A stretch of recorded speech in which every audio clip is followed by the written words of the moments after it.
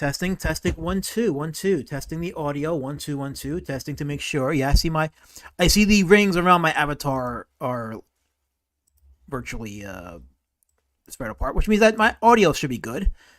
Yes, I'll be surprised if this image gets me struck on this channel, even though it's an actual book that's released in mainstream bookstores. But yeah, that's our artist for today, and we're gonna do an EFAP. If you're watching this for the first time in a replay, I'll be playing a couple of intros, some music, and then get to the stream. For those of you that are watching live, I see what you're posting in the chat. I see the vitriol. I see the racism. I see it all. I'm documenting everything. I'm looking at you, Carol, specifically. I see what you're doing. On this stream, which is going to be the last stream I do on StreamYards because I canceled my subscription.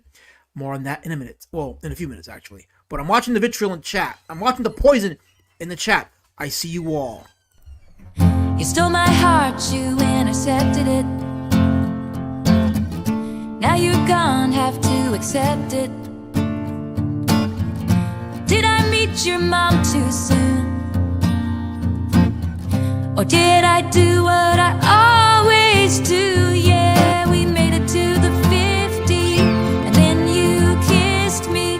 We made it to the 40, a new love story. We made it to the 30, and you did me dirty right then. You put the end in tight end, and as I touched down, just like you in a game, I'm in another town, and nothing feels the same. Wish I could go back when we met that day.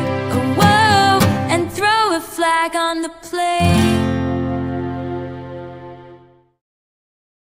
If all of the kings had their queens on the throne, we would pop champagne and raise a toast. So waiting to all of the queens who are fighting alone, baby, you're not dancing on your own. Let's go. Without me, you wanna, but you get na. Think it's funny, but honey, can't run the show on your own.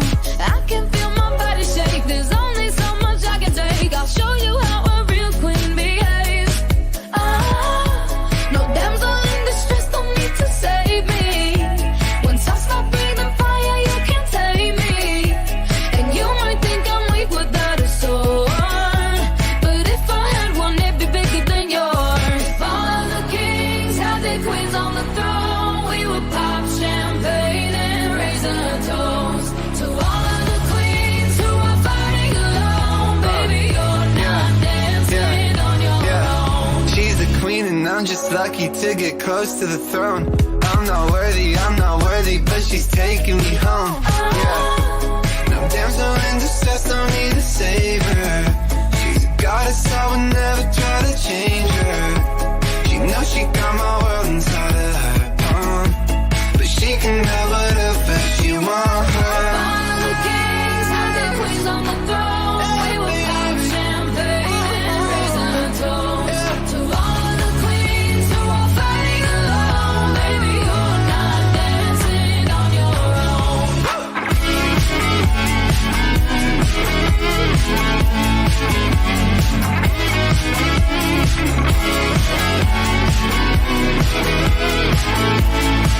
Let's go.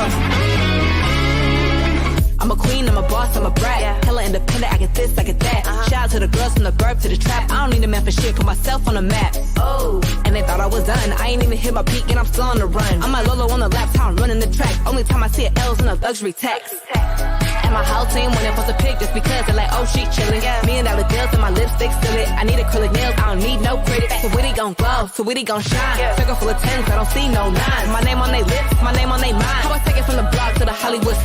All of the kings had their queens on the throne. We would pop champagne and raise a toast to all of the queens who are fighting alone. Baby, you're not dancing on your own.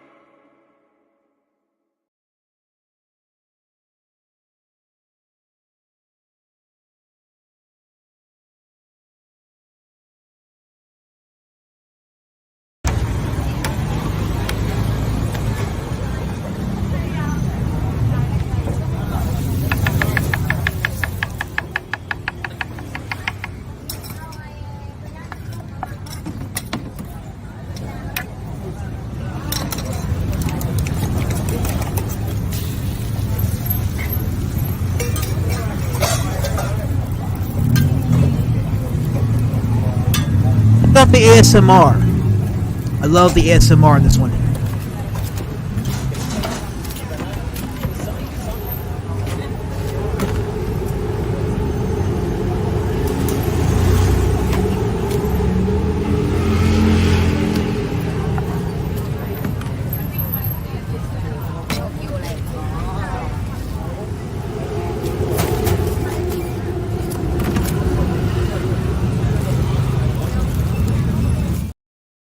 Well, those are. Did he get I shrunk? was thinking more Pixiv, but you know.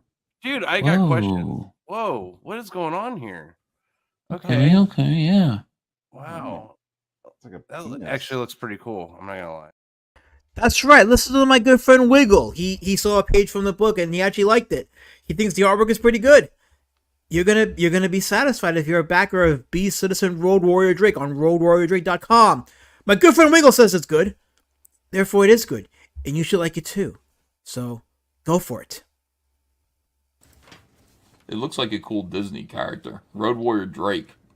I have the book. I read some of it. It's actually pretty good. Yeah, I like Azamat. I like him.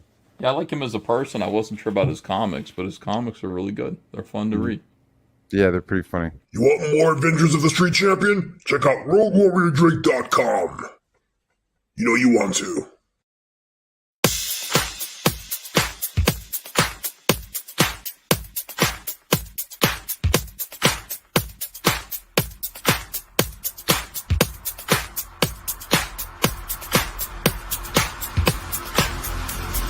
I just wanna chill and twist the lie. Catch stunts in my 745. You drive me crazy, shorty. I need to see you and feel you next to me. I provide everything you need, and I like your smile. I don't want to see you cry. Got some questions that I gotta ask, and I hope you can come up with the answers, baby. Girl, is it you love me now? Would you love me if I was down and out? Would you still have love for me, girl? Is it you love me now? Would you love me if I was down and out? Would you still have love for me? If I fell off tomorrow, would you still love me? If I didn't smell so good, would you still hug me? If I got locked up and sent this till a quarter century, could I count on you to be there to support me mentally? If I went back to a hoopty for my bands, would you poof and disappear? Like some of my friends, if I was hit and I was hurt, would you be by my side? If it was time to put in work, would you be down to ride? I get out and feel a nigga kept chillin' drive. I'm asking questions to find out how you feel inside. If I ain't bad cause I flip burgers at Burger King, would you be ashamed to tell your friends you're feeling me? In the bed, if I use my tongue, would you like that? If I wrote you a love letter, would you write back? Now we can have a little drink, you know, a nightcap, and we can go do what you like. I know you like that. Like, girl, is it you love me now? Would you love me if I was down and out? Would you still have love for me, girl? Is it you love me now? Would you love me if I was down and out? Would you still have love for me, girl? Is it you love me now? Would you love me if I was down and out? Would you still have love for me, girl? Is it you love me now? Would you love me if I was down and out? Would you still have love for me?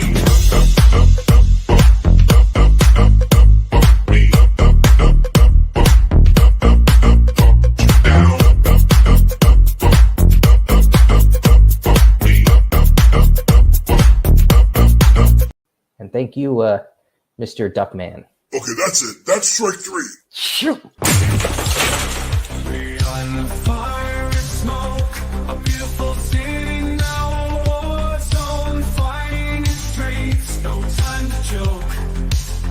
Just pray we survive, pray we're not alone. The dangers around the corners of every street, but we won't back down. We won't admit defeat. We need a hero to save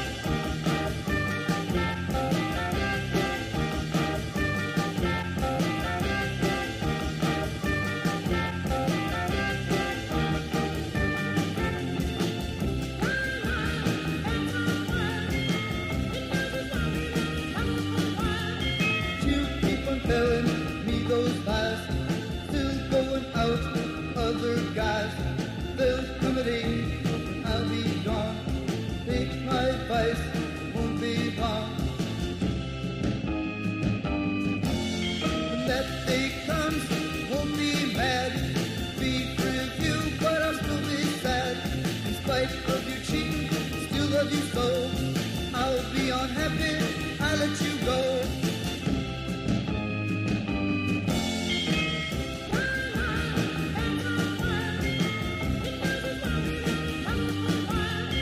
You keep on telling me those lies, still going out with other guys.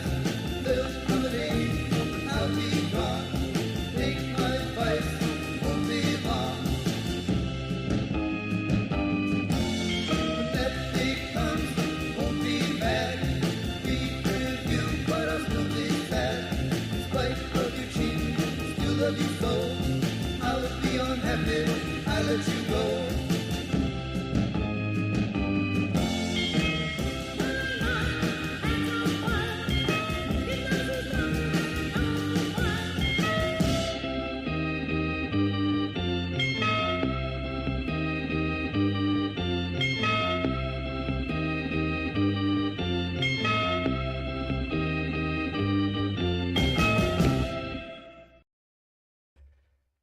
Indeed, I have rewarded y'all's patience by keeping the intros at a brisk 15 minutes. 15 minutes of intros.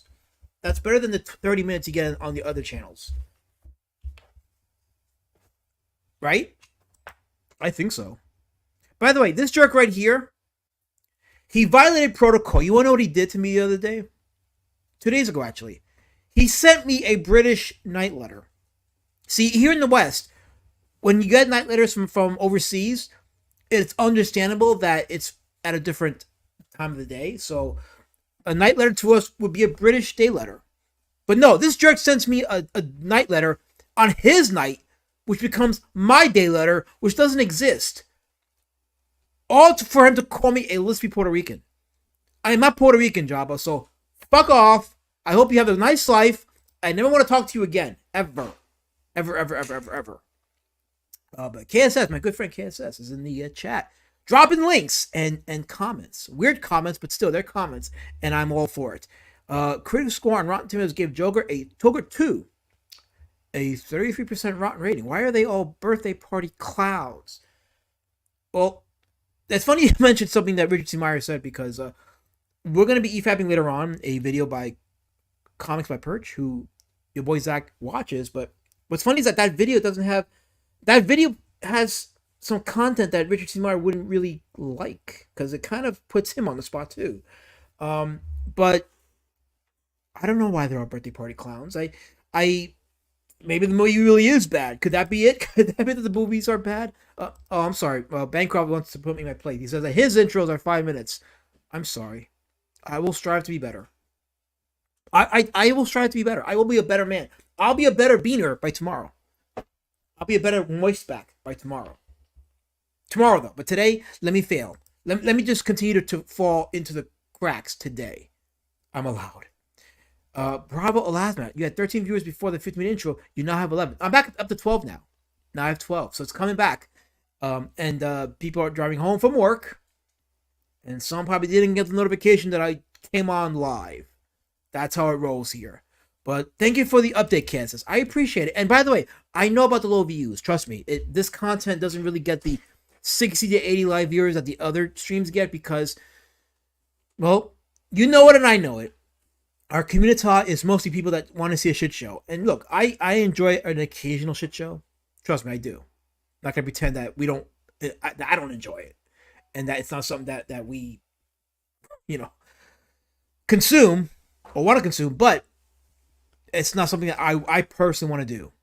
Look, I had not an epiphany, but a reminder that when I was on Lord Raptor's stream last night, when they were going over what they were going over, I said I was going to be on for a few minutes, and I stayed on for longer than I intended to, but I stayed on for a bit and I left.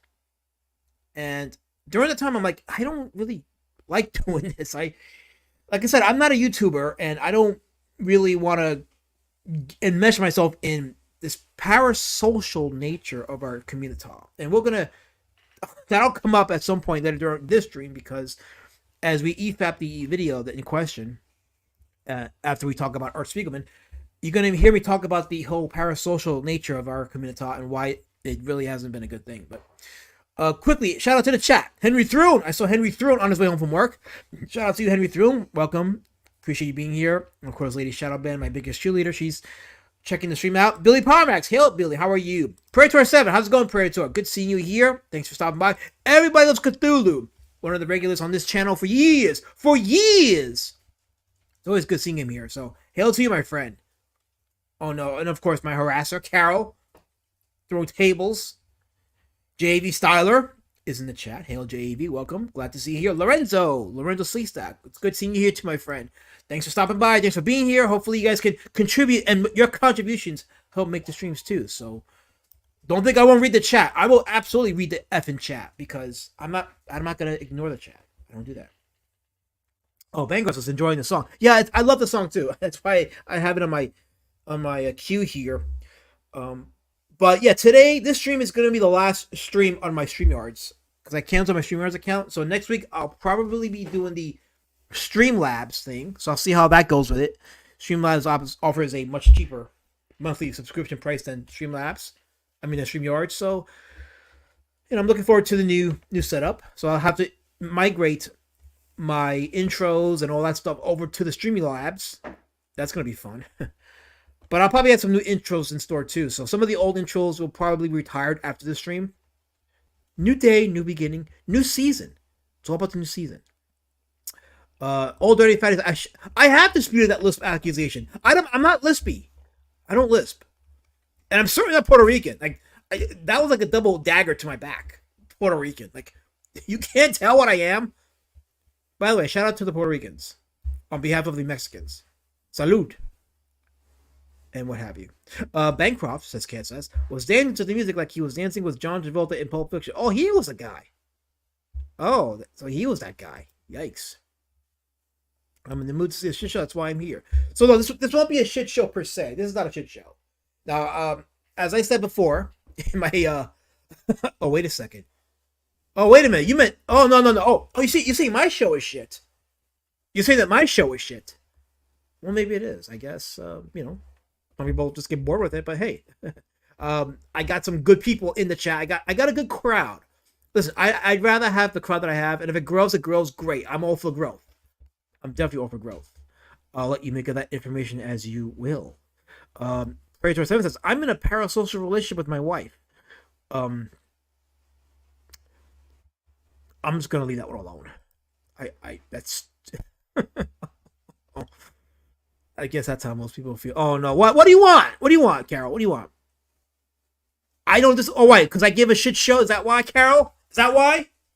Because my shows are shit. Well, I hope you wipe. I'm not going there, Carol, because I'm a good man, and I'm gonna be respectful to the chat and respectful to you, because that is what you want from me, professional. I'm gonna hack the Streamlabs up. You don't know me.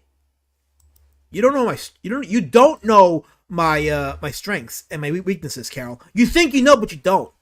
I thrive. I'm like the phoenix coming out of the burning ashes of a indie community. I made for the EFAP. That was a difficult lie to type.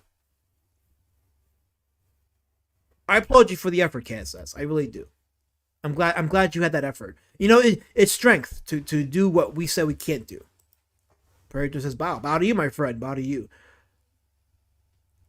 I called you. I don't ever remember anywhere in my monologue, Carol, where I said you were good. Ever. You're welcome to clip it and show it, because I don't ever recall you saying that, or me saying that, ever.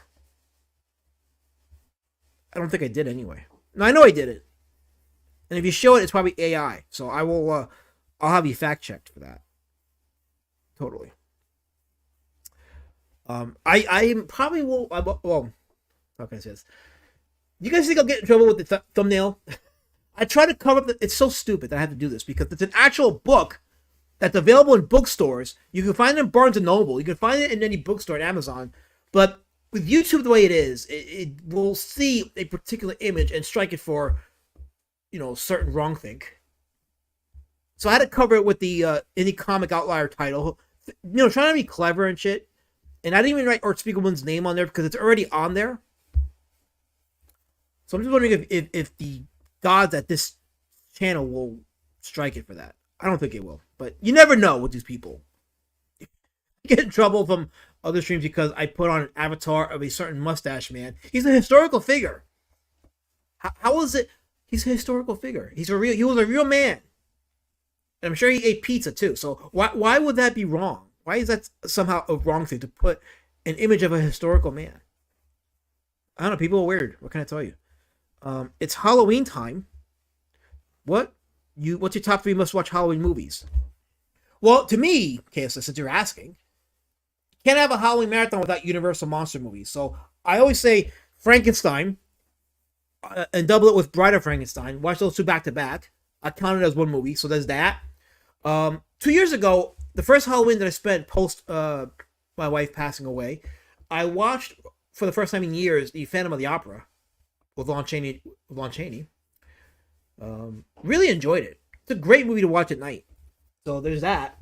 And as far as like another movie, it's a combination of either the Evil Dead trilogy, maybe a Lamberto Bava film movie like Demons, maybe a whole lot of other movies. I gotta go through my collection, but those are the ones that come off the top of my head.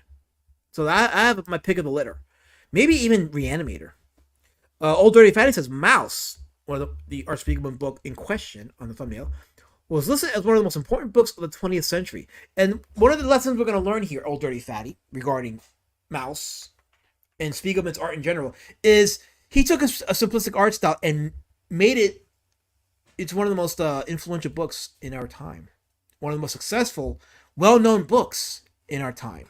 Guy in the room is in the chat. Hail, my friend. Hello, filmmaker Alasmat. Well, I have an IMDb page. I was one of the first in this community to have one, but people don't want to. They want to memory hold that. See, guy in this room, I am marginalized. I am truly trying to be erased by the supremacist in this community. So I have to fight hard to make people remember me and to have my footprint, my digital footprint, in the sand here. So I count on you guys and you lovely folks. I count on you to keep my name and memory alive, even when I'm gone. I don't know if I'll ever be gone, but maybe I will be gone. No, I will be gone because I'm not immortal. It just happens. What am I saying? I'm just ranting here. Damn it! I gotta keep myself focused. This is not a stream of memory. I fucked that statement up too. A stream of conscience. This is not a stream of conscience. I'm here to give you guys content. Absolute content. Listening on the ride home, my good friend Colin. Hail, Colin. Emerald Man continues to be further into production. Colin knocking those issues out. Speaking of comics, I am near the end of producing Street Champion Beast Citizen Road Warrior Drake. I got the final few pages that I'm working on right now, so I'm looking forward to it. I'm a Lon Chaney senior fan. I love Lon Chaney. Great actor, great brilliant actor, and his movies are still timeless. Phantom of the Opera is still that version is still the best version to this day. The makeup is outstanding. I just enjoy it. And that movie actually went through a couple of reshoots. When we talk about movies that had to go through reshoots because test audiences didn't like it, well, the original cut of Phantom of the Opera did not sit well with audiences. They actually hated it. So Universal called for reshoots. So they did a lot of reshoots, including the ending was reshot too. Little trivia there for you guys. But yeah, the version of Phantom of the Opera that we have is not even the original version that was put out there. So you guys learn from me when I tell you things. You guys should be thankful for me. I give you knowledge. I give you content. Artistic content. Especially with movies and comics. I love horror movies. Last man sits in a director's chair while streaming. You know what's funny? The chair that I'm sitting on is actually my working chair, where I do all my books, my artwork, my commissions, all that stuff. So yeah, this is my director's chair. It's my throne chair. It's the chair that I will be remembered for in this household. So you're not wrong there, guys. You're not wrong. KSS says the scene of Bride of Frankenstein, while all those tiny people in the jars, this always bothers me. I watched the scene and I turned into a rapper yelling, "What the hell was that?" I will admit that scene kind of was jarring. It was kind of silly. But it fits with the character of Dr. Pretorius because he's a very insanely crafted character. Like it's funny because Bride of Frankenstein is a different thematic movie from the first movie because the first movie was very grounded, Frankenstein, but then the sequel, Bride of Frankenstein, was a little bit off the walls. It reminds me of like the Evil Dead to Evil Dead 2 transition. How the first Evil Dead was pure horror, and then the second Evil Dead was horror mixed with comedy. It's like these two movies take place in the same universe, and then you go into Army of Darkness, and you're like, well, fuck it, I don't care anymore. So it's kind of in that same vein, but they're both great movies, and you both should watch them back to back. It's Boris Karloff as the monster is still pretty. I'm not going anywhere, Old Dirty. I'm not going anywhere. I'm still here. Where am I going? The community can't stop me. Like the hate mongers in this community trying to silence me, they can't stop me. They could try, but they can't. I will be here even long after my viewership drops and I only stream to one person consistently. I will still be here, like I was back in 2018. This better be a good one, or I'm really gonna be Patrick teed up in here. Oh no, guidance. That's a threat if I ever heard one, and I've heard lots of threats. I should know because I keep a log of them from my impending lawsuit. KSS says, agreed. His Phantom is the best version, Lon Chaney's Phantom. His Hunchback of Notre Dame is good, but not as good as the Charles Lawton version. I do have to watch that version at some point. You know, okay, I'll say this though. I wasn't the biggest fan of Lon Chaney's Hunchback movie, even though it's like well renowned. But I didn't. I wasn't a fan. I'll put it like that. I wasn't a fan. I know it's a classic movie and people like it and it's got its importance, but I wasn't the biggest fan of it. I'm watching you, Carol. I'm watching you. I'm keeping my eye on you. Totally keep my eye on you for sure. So Art Spiegelman. Let's talk about Art Spiegelman, and we'll get into the book he's well known for, but just a quick display of his artwork here. This is one of his books called Short Order Comics from 1973. It's definitely got that American Underground Comics. Not the American Underground Comics movement. Yeah, well, no, it is. This is from like the that same style of R. Crumb and Spain Rodriguez. So it's in that vein. But I don't know if Spiegelman was ever a part of that crowd because his stuff was more recent. Not recent, but I guess recent in terms of anything that's post 80s.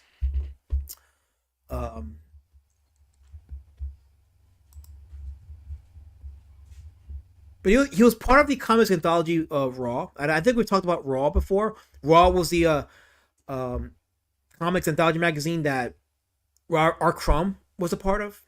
So yeah, so Spiegelman was kind of mixed in with that crowd too.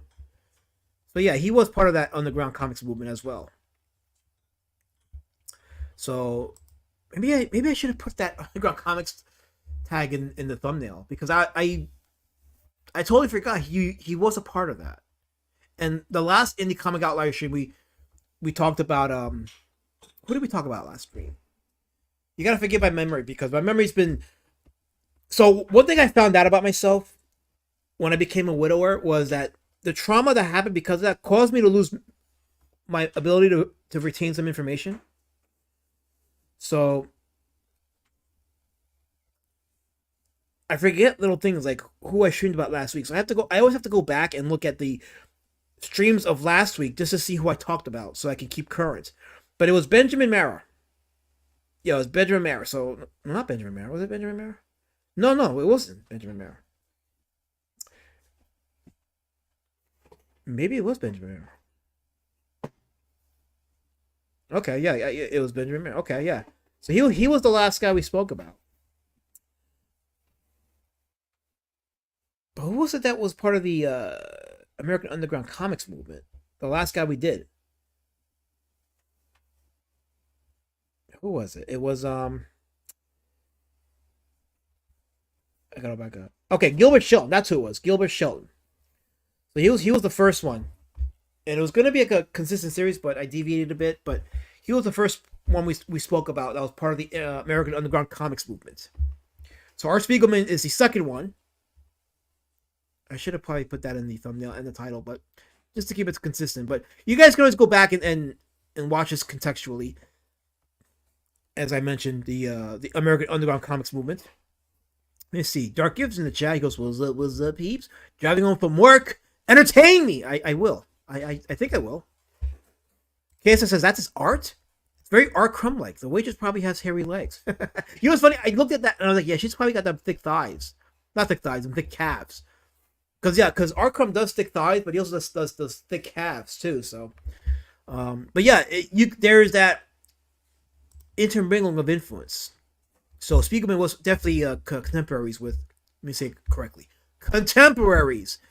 Since my speech impediment was attacked as of late, my mouth has taken a turn for the worse. So now I have to keep myself consistently in tune with it and discipline it so I can enunciate my words better. But yeah, Spiegelman was contemporaries with Art Crumb, and you can see the influence of the artistic style there. But Spiegelman had an old style, and you're going to see it. We're going to see that style. This is from Short Order Comics from 1973. This is one of his works. And yeah, so he started his work in the 60s and 70s. He was, again, contemporaries with Crumb and Spain Rodriguez and Chris Ware. So, and I think one day I'll do a stream on just the overall American underground comics movement, just to get a general lesson, and for you guys to see why at least for me, you can see personally why I do what I do, and why I do what I do, and why what's missing in our community is what's hurting it too.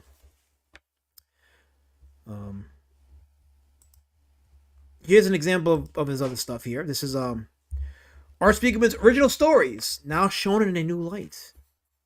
So you can see an example of his work. And some of this is, you can see the influence on people like Scott McCloud. Yeah, this definitely has that McCloud flavor, but I think McCloud did reference Spiegelman as one of his influences. I'm almost certain he did. If I'm wrong, I'm wrong, but you can't look at this and not say that McCloud was not influenced by this style of artwork. But Spiegelman, you could tell, like, with Spiegelman's context, or the content, I should say, he wasn't afraid to experiment with certain social topics. He definitely didn't care about presenting a message without being provocative visually. And I'm all for it. I like provocative imagery. Why? Because people are soft. People want to be offended. People want to be hurt. And even when you're telling a message, people still get offended by the look of the message or the tone of the message. And it's not about how you deliver the message. It's just giving it. Spiegelman hung him out with Crumb and that crowd back in the day. Yeah, they were all contemporaries, as it turns out. So, Predator with a stern yet friendly warning to Dark Gift to not hit anyone. And if you do, buy them a hamburger with tomatoes. Reminds me of the phone sex woman from Beavis and Butthead. Oh yeah, I remember that. It reminds me of that scene where she's sleeping, right, on the phone, and Beavis and Butthead are just like being all Beavis and Buttheady. And then the lady, when she's sleeping, right? Oh, no, this is before she's asleep. So she's watching the TV, right? And her commercial comes on, the phone sex ad, and the son goes, "Hey, mommy, it's your phone sex ad." I don't know why that made me laugh, but she yells at him for using that language. I was like, yeah, this is fucking hilarious. Oh wait, KSS says, speaking of Dark Gift, look at Yellow Flash's community tab and look at the art in today's post. Why did he use Dark Gift as the models? Well, I'm afraid to look now. Do I have to look? I don't want to tarnish Art Spiegelman's artwork with anything that's modeled after Dark Gift. Absolutely not. I can't do that. But you're gonna make me though. But I'm not gonna do it. I thought it was a photo of Dark Gift. Is it really? Wow. Welcome to Indie Comics 101 with the stop calling me. I am not Puerto Rican. Damn it. Damn it. I will show you my long form birth certificate from Tijuana. I'll do it. Damn it.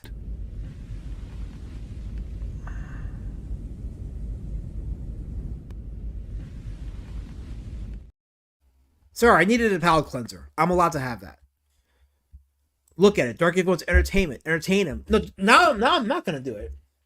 I'm absolutely not going to do it now. Not just for that. Just for that, it ain't going to happen. So, you guys lose. It ain't going to happen. So, I just moved my mic, so I just want to make sure that it's not disconnecting on me. So, let's see. Now I got to look at it, huh? Damn it. Why are you doing this? Why are you people doing this to me? Here's a community tab. Oh, God. Oh, God. Oh, shit. You're right. Holy crap, that is Dark Gift. The hell? The fuck? What the hell is this? Dark Gift, do you have something to say to us? This is betrayer all over the place. Wait, what did you just... Boricua? Are you trying to say Boricua, Dark Gift? Are you really trying to say Boricua? Holy crap. Explain yourself here. Why do you look like that? Like, why is your nose hooked here? It looks very hooked nose here. This is insane. You really did. There's no other person on the world that looks like this, Dark Gift. So you know what? Maybe that's some truth to it. Maybe you did model. Holy crap. Jeez, what the hell is this? What the hell?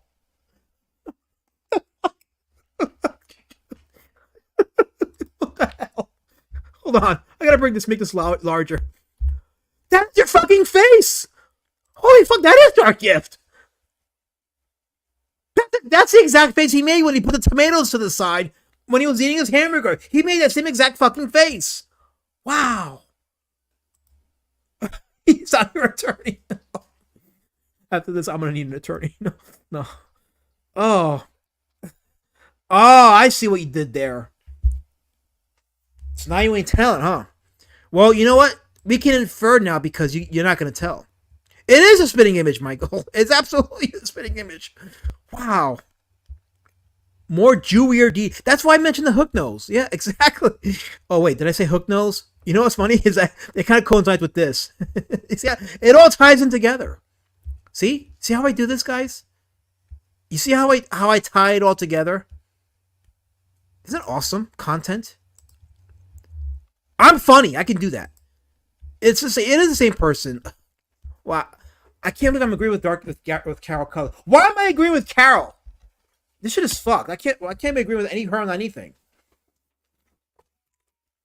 Damn it! Why do I have to agree with her and shit? This is your fucking fault, Dark. If you're making me agree with Carol Colors, totally. Does Dark own a suit? I can confirm he does not. He does not. It is uncanny. If it isn't him, he should sue. I agree because they clearly took his image. This is clearly Dark Gift's copyrighted, trademarked image, and it's being used by Ubisoft in a yellow flash thumbnail. This is wrong. If I was Dark Gift, I would get on the phone right now with my attorney, Robert Romano, and get this going and have somebody subpoenaed for this. 100%. Oh, wait, did Yellow Flash trademark Dark Gift's image? Wow. He did. You know what, Predator? It's too late for me. It's too late. I have to document. This is important news. I have to document this. I need to, because if not, then what have I done to this community? What service have I performed if I don't show this and offer commentary? Look at his fucking hair. That really is Dark Gift. I'm telling you, I've seen this guy in person. That really is him. Did I just call you Dark Colors?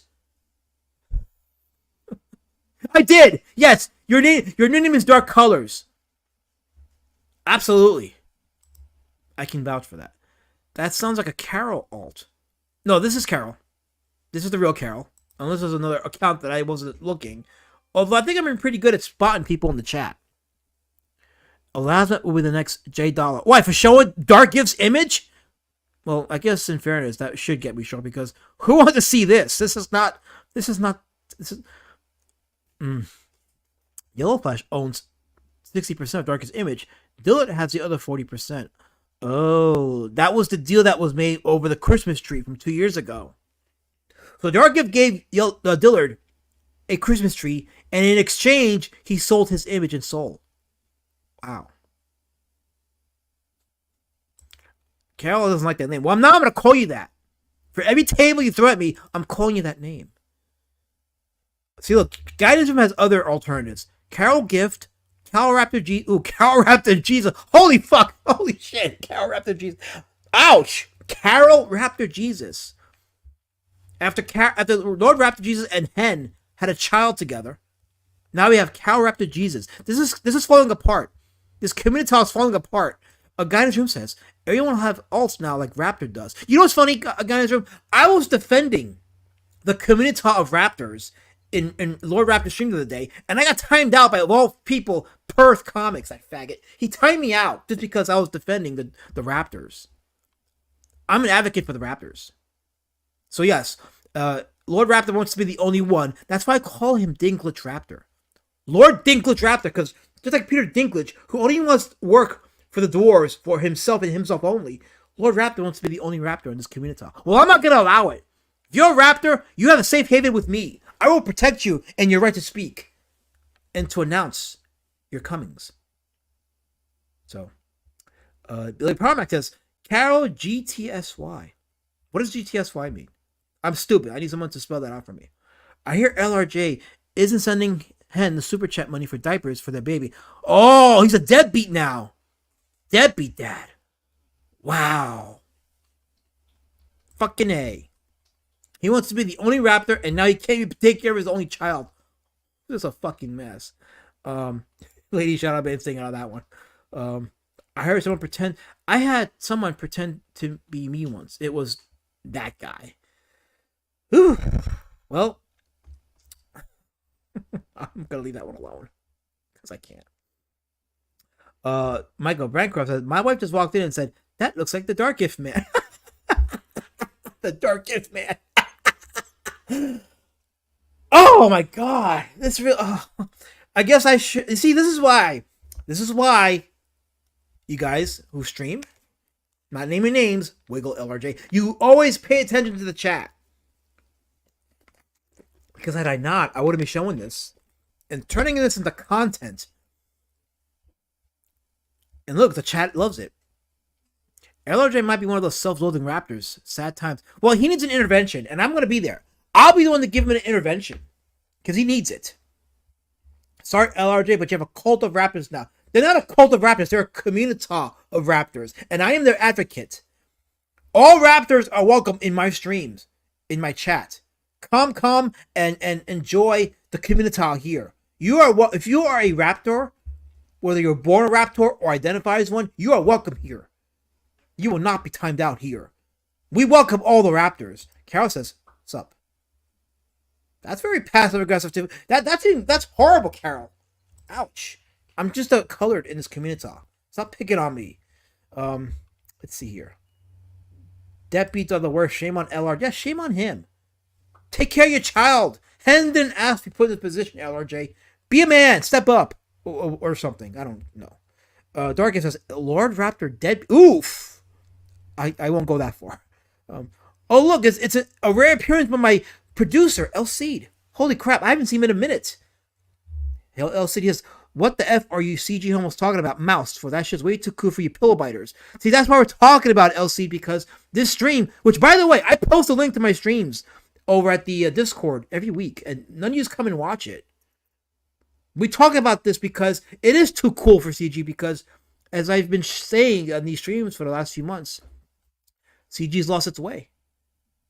So it's time to re-educate some of the people in the community on some insanely unique indie comics from yesteryear, legendary stuff, and, bring us back to what it was supposed to be about and why I do what I do.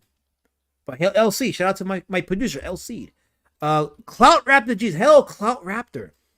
Clout Raptor, he says, look, it's a Raptor, the best Raptor. You are the best Raptor, Clout. You are the best Raptor. And you are such, you know how good of a Raptor you are?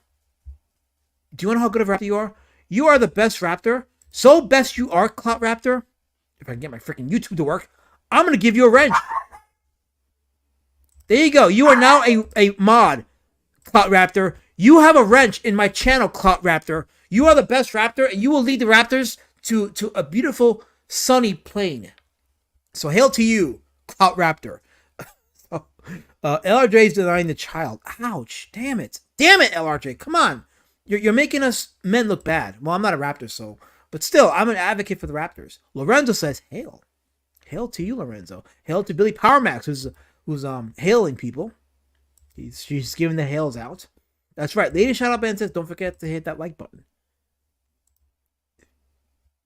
That's right. That's why I did this animation right here, which I got to update for the transfer over to Streamlabs. But yes, if you have not hit the like button. Please hit the like button so I can override my shadow ban status. And if you haven't, subscribe and hit the bell notification because I give content. I have content. I'm good with that. Oh, look, the first abuser shifter. He says, if you post a link on a super secret Discord with 3 members, how many people will see it? Well, none of the 3 have seen it. Just now we have confirmation that my producer did see it. So the other 2 have to wake up. Shiftor. They just have to. Yes, Cloud Raptor, you are now a wrench. I give it to you. I give it to you. The Raptors have a voice in my chat. They deserve a voice in my chat. Carol says, LRJ isn't a... Hold on. Oh, that's Lorenzo's comment. Wishing my good friend KSS a happy birthday. Hell, Lorenzo. Hell, KSS. Carol says, LRJ isn't going to like that duck boy. He's going to fight you now. What do you mean he's going to fight? I was timed out in his stream. He timed me out. And all I did was protect the Raptors. I'm protecting his kind. I'm an advocate for his kind. I'm his friend. I'm his advocate. I'm not his enemy. We are friends. I'm going to help him soar to new heights. Besides, he was the first Raptor to get a wrench here, so all other Raptors are just secondary. But still, if you're a Raptor, you have a voice in my chat. Okay, so if you want to wrench on my channel, start an alt Raptor account. Don't get too carried away. But like I said, if you are a Raptor, you have a safe haven here. I am your safe space if you're a Raptor. See, this is why I can't stand what LRJ did. Now I have solidarity with Carol Colors. Damn you, LRJ. Damn you for this shit. She was timed out too, like I was. Damn you. Oh wait, we're okay. We spent too much time on this dark gift art. I'm moving on from this. Back to what we're showing here. There we go. I guess I'll keep that window open. But just to give you an example of Spiegelman's insanely provocative but awesomely stylized artwork. This is an example. Oh, here's Art Spiegelman himself, by the way. Nice and balding and definitely old. Not old, but you know, you could tell the years are there with him. More Art Spiegelman artwork here. This is a self-portrait with the mouse mask. This is from 1989, from the issue of New York, the New York-ish tabloid. Yeah, a tabloid called New York.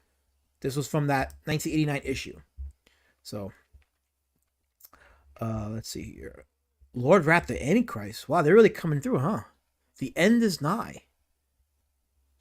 Wrench powers activates as our producer El Cid. Yes, my producer El Cid. One of the first to be wrenched here. Good man. Lorenzo says, I'm Raptor adjacent. They're like our cousins. That is why, Lorenzo, I'm a safe space. The Sea Stacks and the Raptors share a common bond, and they were the first community in our planet. The Sea Stacks and the Raptors were. They were the first community. So I want to preserve that community and that camaraderie. I don't need division at all. Alt Raptor accounts as like this. Yeah, that's there. See, the Raptors are coming. They're coming, and they're gonna have safe space here, and they're gonna voice their views on things because their words matter, just like I matter. I think I do matter. Good. Yes, absolutely. I do matter. Okay, it says, sorry to derail. I just thought we need to appreciate Yellow Fascist DG art. Thank you. Well, it gave us some content, so it was fun to look at. You know, Carrie, you're right. I did summon them all. I summoned them all because they've been banished and shadow banned from this community. Well, I will not do that. I'm their advocate. I am their advocate. Suzanne says, hail the Raptors. Hail all the Raptors. Yes, all the Raptors. If you're a Raptor, come here, come nigh, come knee. Your burden is heavy, but my wrenches are light. Come, all Raptors. My good friend Colin reached home. Wait, it's great to see that, Colin.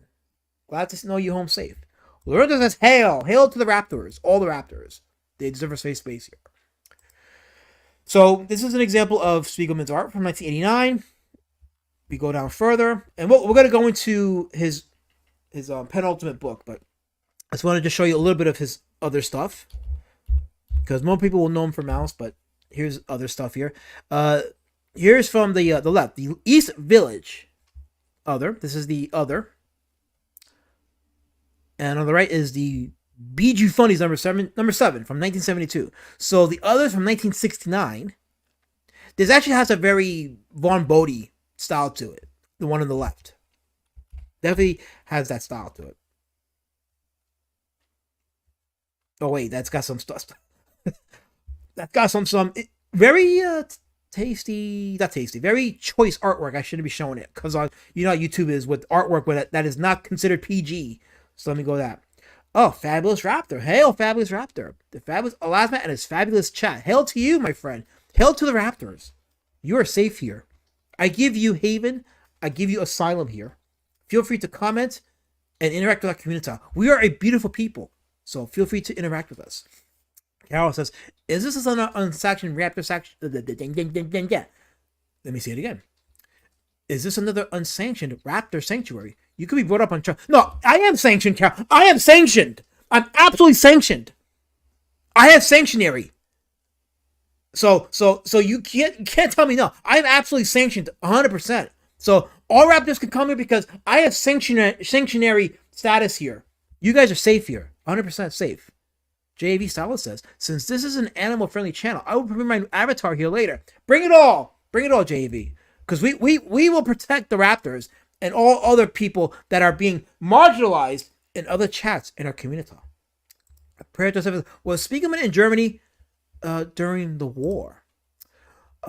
He wasn't born during he was born I think in 1948. Let me see. He was born in he was born in 1948. So he was born after the war. And we'll get into Mouse in a second. We'll see what information we can get from that. But yeah, he was a post-war baby. Post-war baby. So Colin says, alas man, I nearly got hit on the road. Therefore, to help with my shock, I shall be making deed word jokes. Please. Did Dark Gift try to hit you? Dark Gift, you have to explain yourself right now. You almost hurt my good friend Colin. Dark Gift. Are you serious? Colin is an upstanding member of this community. He's producing good books, fun books, and he brings joy to our chat, and you try to hit him, Dark Gift? Are you serious? I can't prove it, but still. But glad to hear you're safe, Colin. Glad to hear that you're home safe. Lady Shadowban reminds people, if you're enjoying the show so far, please throw a tip in the jar so Elasma can buy me a coffee. You know how cheap I'm not Puerto Rican! Damn it! Just because you hear it on the internet doesn't mean it's true. But my tip jar is pinned in the chat if you guys want to throw $1 or $2 in there. But no, I'm not Puerto Rican. Damn it! You must be sanctioned, says Guy. But that doesn't mean I can't take the Raptors and cut them up and eat them. Oh shit. Oh damn it. See, this is why I have to protect the Raptors. This is why. They don't deserve this. And there's the link to the PayPal. If you guys want to throw me $1 or $2. If you're enjoying the stream, you like what I do, please throw $1 or $2. We're here to have fun. The fabulous Elasmat and DJ have given us 2 fabulous sanctuaries. See, he lisps. I don't. That's a lispy.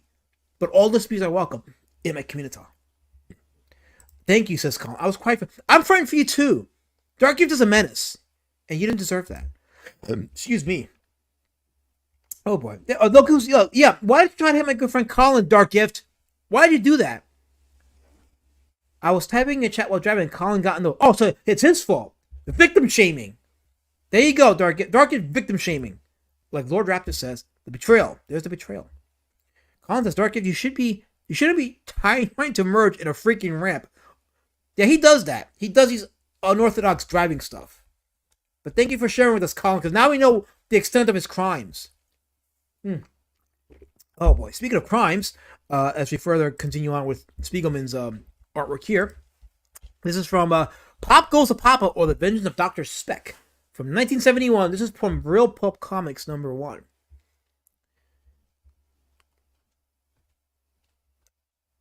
The Viper. Yeah, this is Pulp Comics.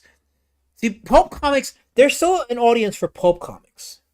Anthology comics, like horror comics or sci-fi comics. One of the things that I liked about Battle of the Kangs by my good friend Wiggle is that it was an anthology book, and it brought back the spirit of anthology books of yesteryear.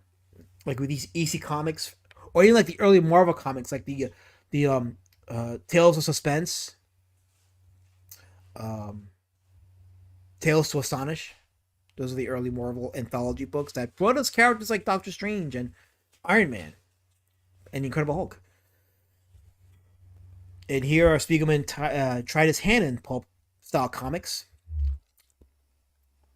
These are prints, two wacky packages, stickers painted by Norman Saunders based on Spiegelman layouts. Okay, so these aren't really Spiegelman originals, but influenced by Spiegelman.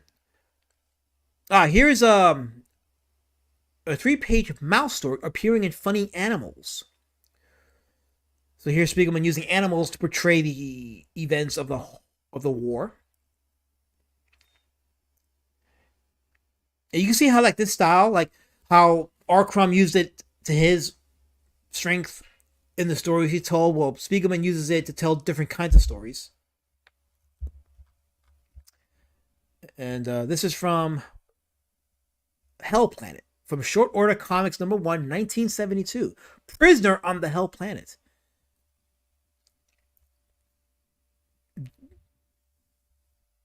Very Picasso-like, this particular comic.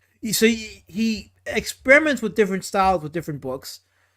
The style of artwork, not what you would consider, again, and the reason why I do these streams, not what you would consider mainstream or industry standard, and yet he took his style and made a name for himself.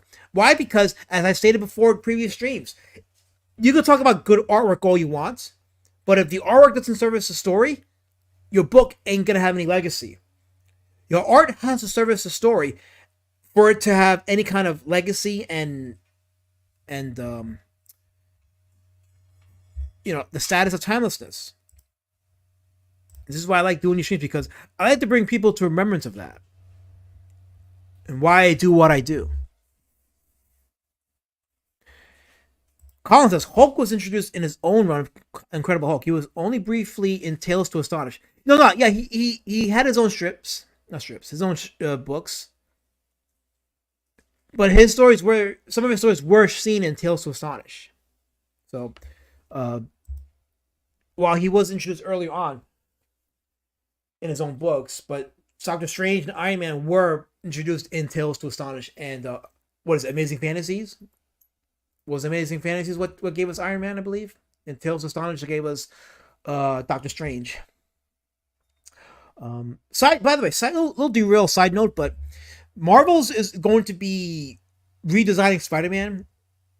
They just gave us his new look, his new suit, and I'm wondering if that had anything to do with them losing their trademark on Spider-Man. I believe that that's going to expire soon. At least the look of the original suit, so they're going to go for a new suit. Why did I bring up Spider-Man? Because Doctor Strange and him were both created by Steve Ditko. And Strange was introduced in the Tales to Astonish, but okay, that's 1972. Alana and I were not born then. Darkid was 19, returning from his tour of duty in the Nam. He doesn't like to talk about it. That may explain, Kaz says, his aversion to meat. So you might be on something there. Colin says, "Oh, they're redesigning Spider-Man for the trillionth time? Bad idea. When has the recent Marvel Comics heads ever had any good ideas outside of the Ultimate Spider-Man run recently by J. Scott Campbell? Beautiful artwork on those issues, but the original costume is too iconic. It's iconic, and they're gonna be losing that copyright soon on it. It's gonna no. Hold on a second. Let me backtrack on that. No, they should still have the copy.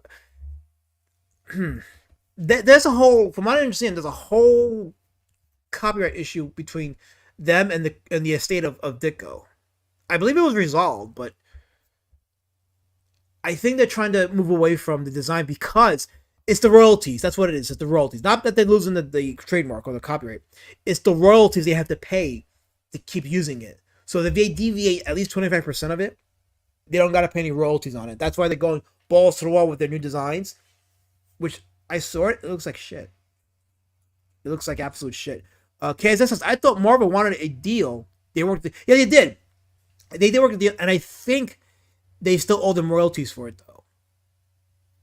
But Marvel, being cheap, doesn't want to pay them any royalties. So they're trying to redesign a complete redesign of the suit so they don't got to pay those royalties.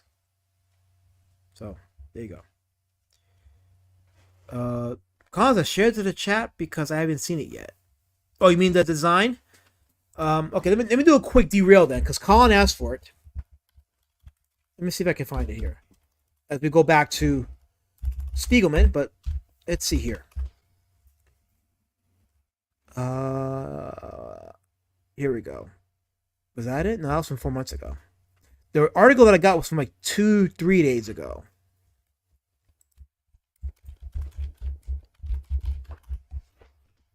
Let's see if I can find it.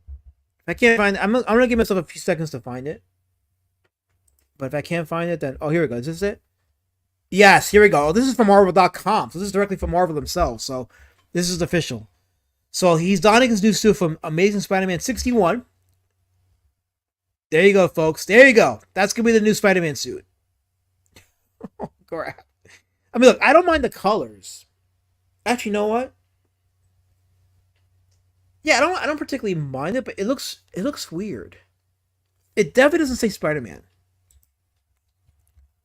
What do you guys in the chat think? Regional costume is too iconic. Yeah. Absolutely. Our good friend Angela Curry's in the chat. Hello, Angela. Welcome to the stream. Lady Chatman likes it. She says it's not bad. However, Michael Bancroft says it's gay. It's. I think it's in the head. The head just makes the whole thing not look something off about it. Crap, mega crap, says Colin. Old Dirty Fatty says, holy shit balls. Dark says, that's god awful. Predator 7 says, dislike. Well, the consensus is that, yes, as Shifter says, it sucks. Maybe I'm a little more lenient with it, but yeah, I'm not feeling it. Like it's a decent design, but not for Spider-Man. You know what it is? Okay. It's a little bit of Spider-Man with Spawn with something weird. And it's not working. It's not working. Lady Shadow says, I personally love Silver, so I like it. People are so used to it being a certain way that it's harder for them to accept any changes. The Amazing Spawner Man. Yeah, exactly. I see. The spider should be at least blue, though. I think if the Silver was blue, people would accept it. But again, they're trying to deviate enough so that they won't pay royalties. I think that's what this is about. I don't like the colors either, says Predator 7. Looks like they forgot the color part of it. Does he have a cape? It looks like a cape. Yeah, it looks like a cape.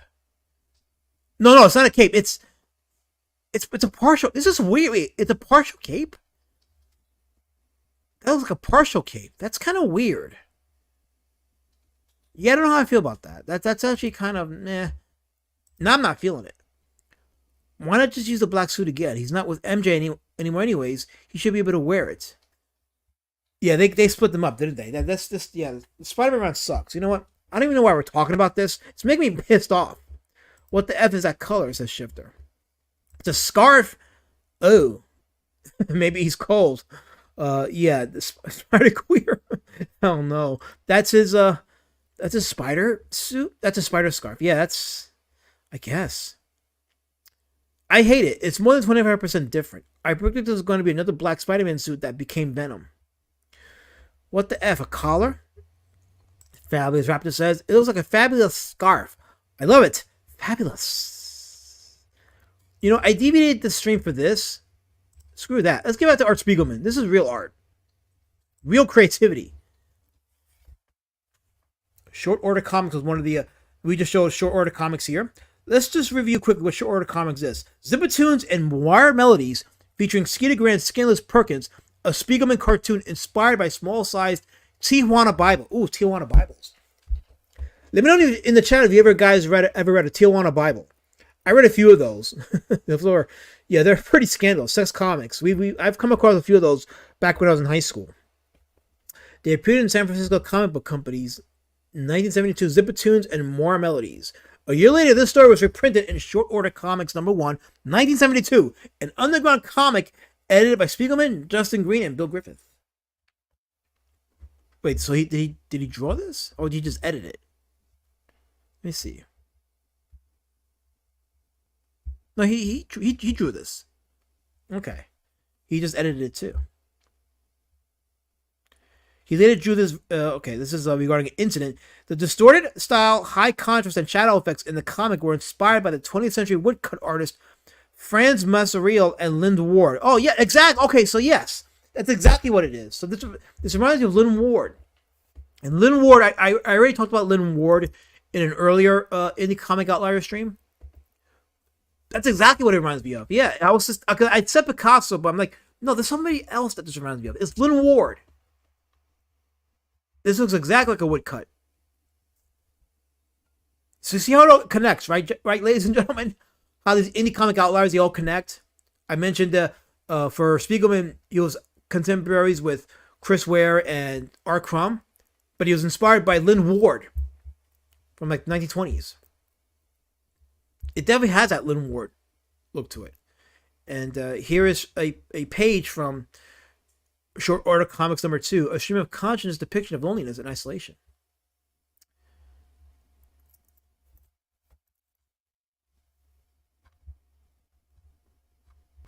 Just going back a little bit because I want to quickly touch a little bit on Mouse. This is from Breakdowns from 1977.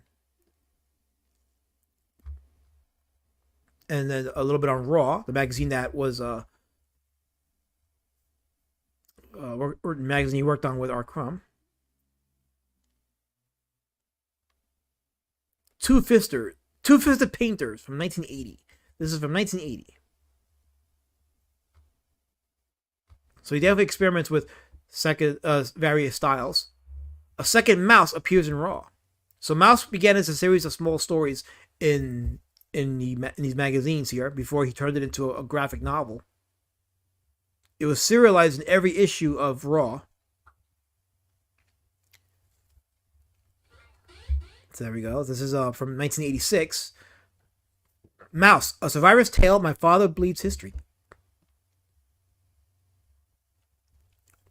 Spiegelman had many reservations about telling a story set within one of the worst human tragedies in history, using a medium associated with children's stories. So yeah, he had the challenge of telling a very serious story, but using what was considered a children's medium, comics. So he used the simplicity and the escapism of the art of comics to tell a very serious story, and that's a genius move because that, again, it goes back to what Scott McCloud said about the universal appeal of a simplistic art style that anybody can relate to, and he used that type of simplicity to bring in a large readership to tell a very serious story that probably they wouldn't even be bothered to read if it was done either in just regular novel format or if the art style was a bit more realistic. But that was the genius of Spiegelman, and it's the genius of a lot of the Outliers. Mouse 2, A Survivor's Tale, and this is another strip from that series from Mouse. And by the way, Mouse is available at any bookstore. Like, it's not even it's so it transcends the medium of comics that you can go to your history section. There's actually a section in Barnes & Noble that it's the World War II section, and they have copies of Mouse in that section. You don't even have to go to the graphic novel section; it's there in the World War II section. That's how much this book transcends the medium of comics, for sure. Let me go to the chat for a second here. Scroll up here. You guys are active in the chat, so hail to the chat. I see what's happening, so let's go ahead and just check it out here. So Last Lord Raptor, Antichrist, my bad. Hi, all the same.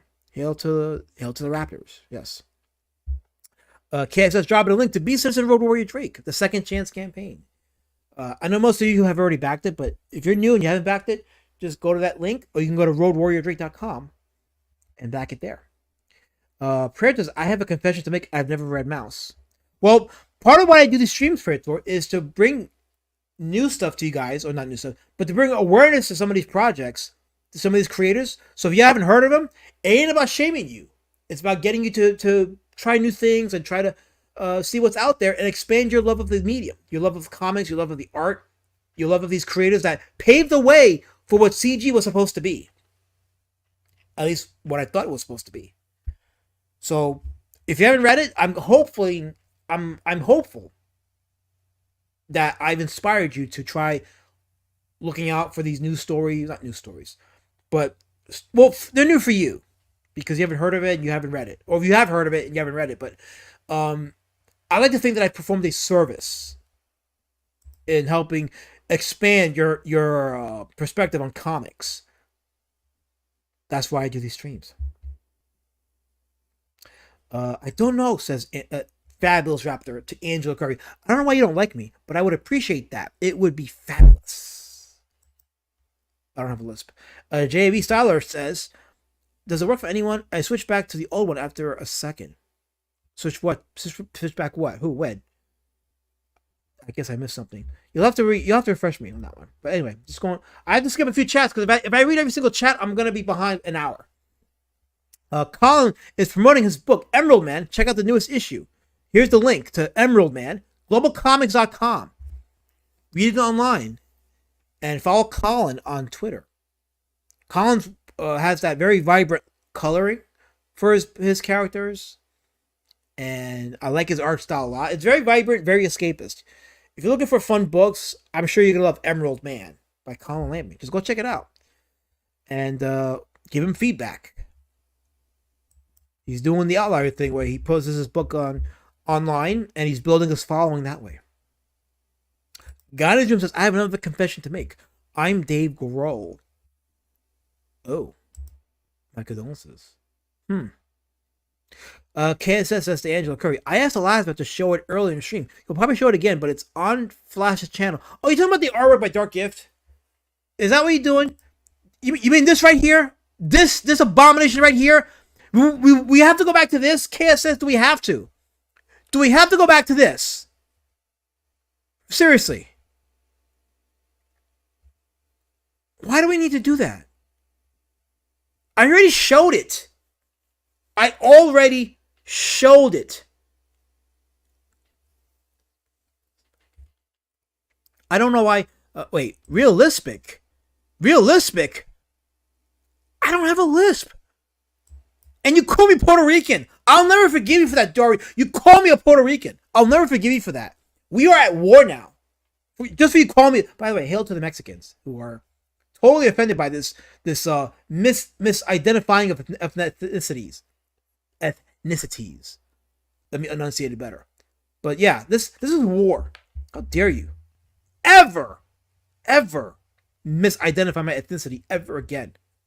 Now go to your room and think about what you did. And when you're done, let me know, and we can move forward with a clean slate. Thank you. Guidance Room says, "Don't delete chats." Oh, don't delete.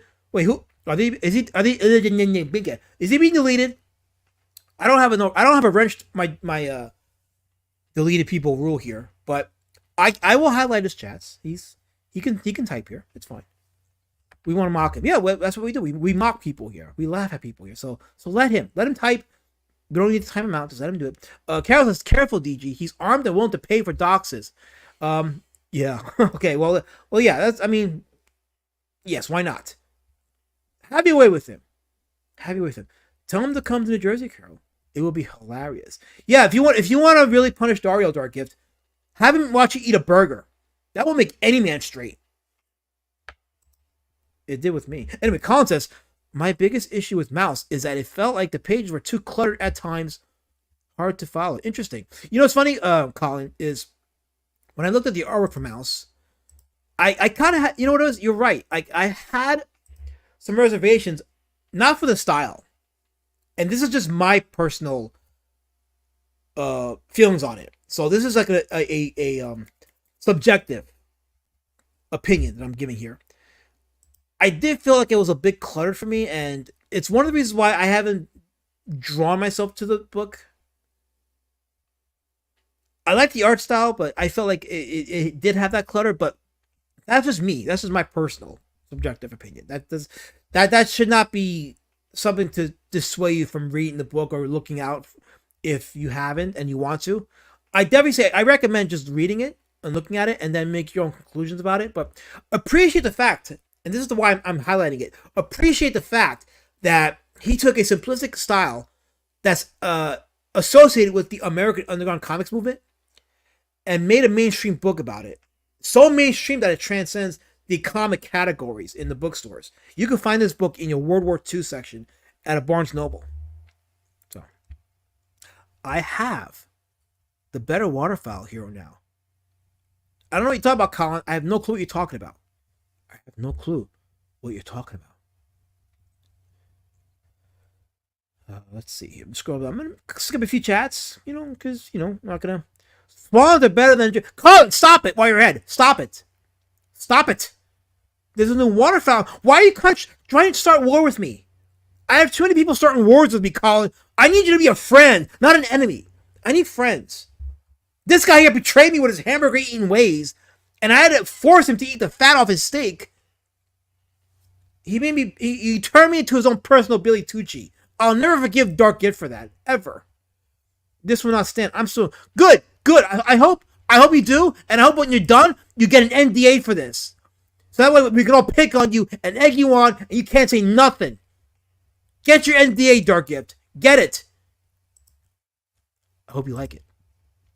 Back to this, because... Well, we're almost done with the Spiegelman part before we go into the EFAP. This is an interesting use of the symbol that we can't say it is. Well, it's a swastika, but we can't say what it is because, YouTube gods won't allow us to because they're censorious. I will not, Dark Gift. I will not shut up. I have a voice. I have a calling. I'm going to speak the truth.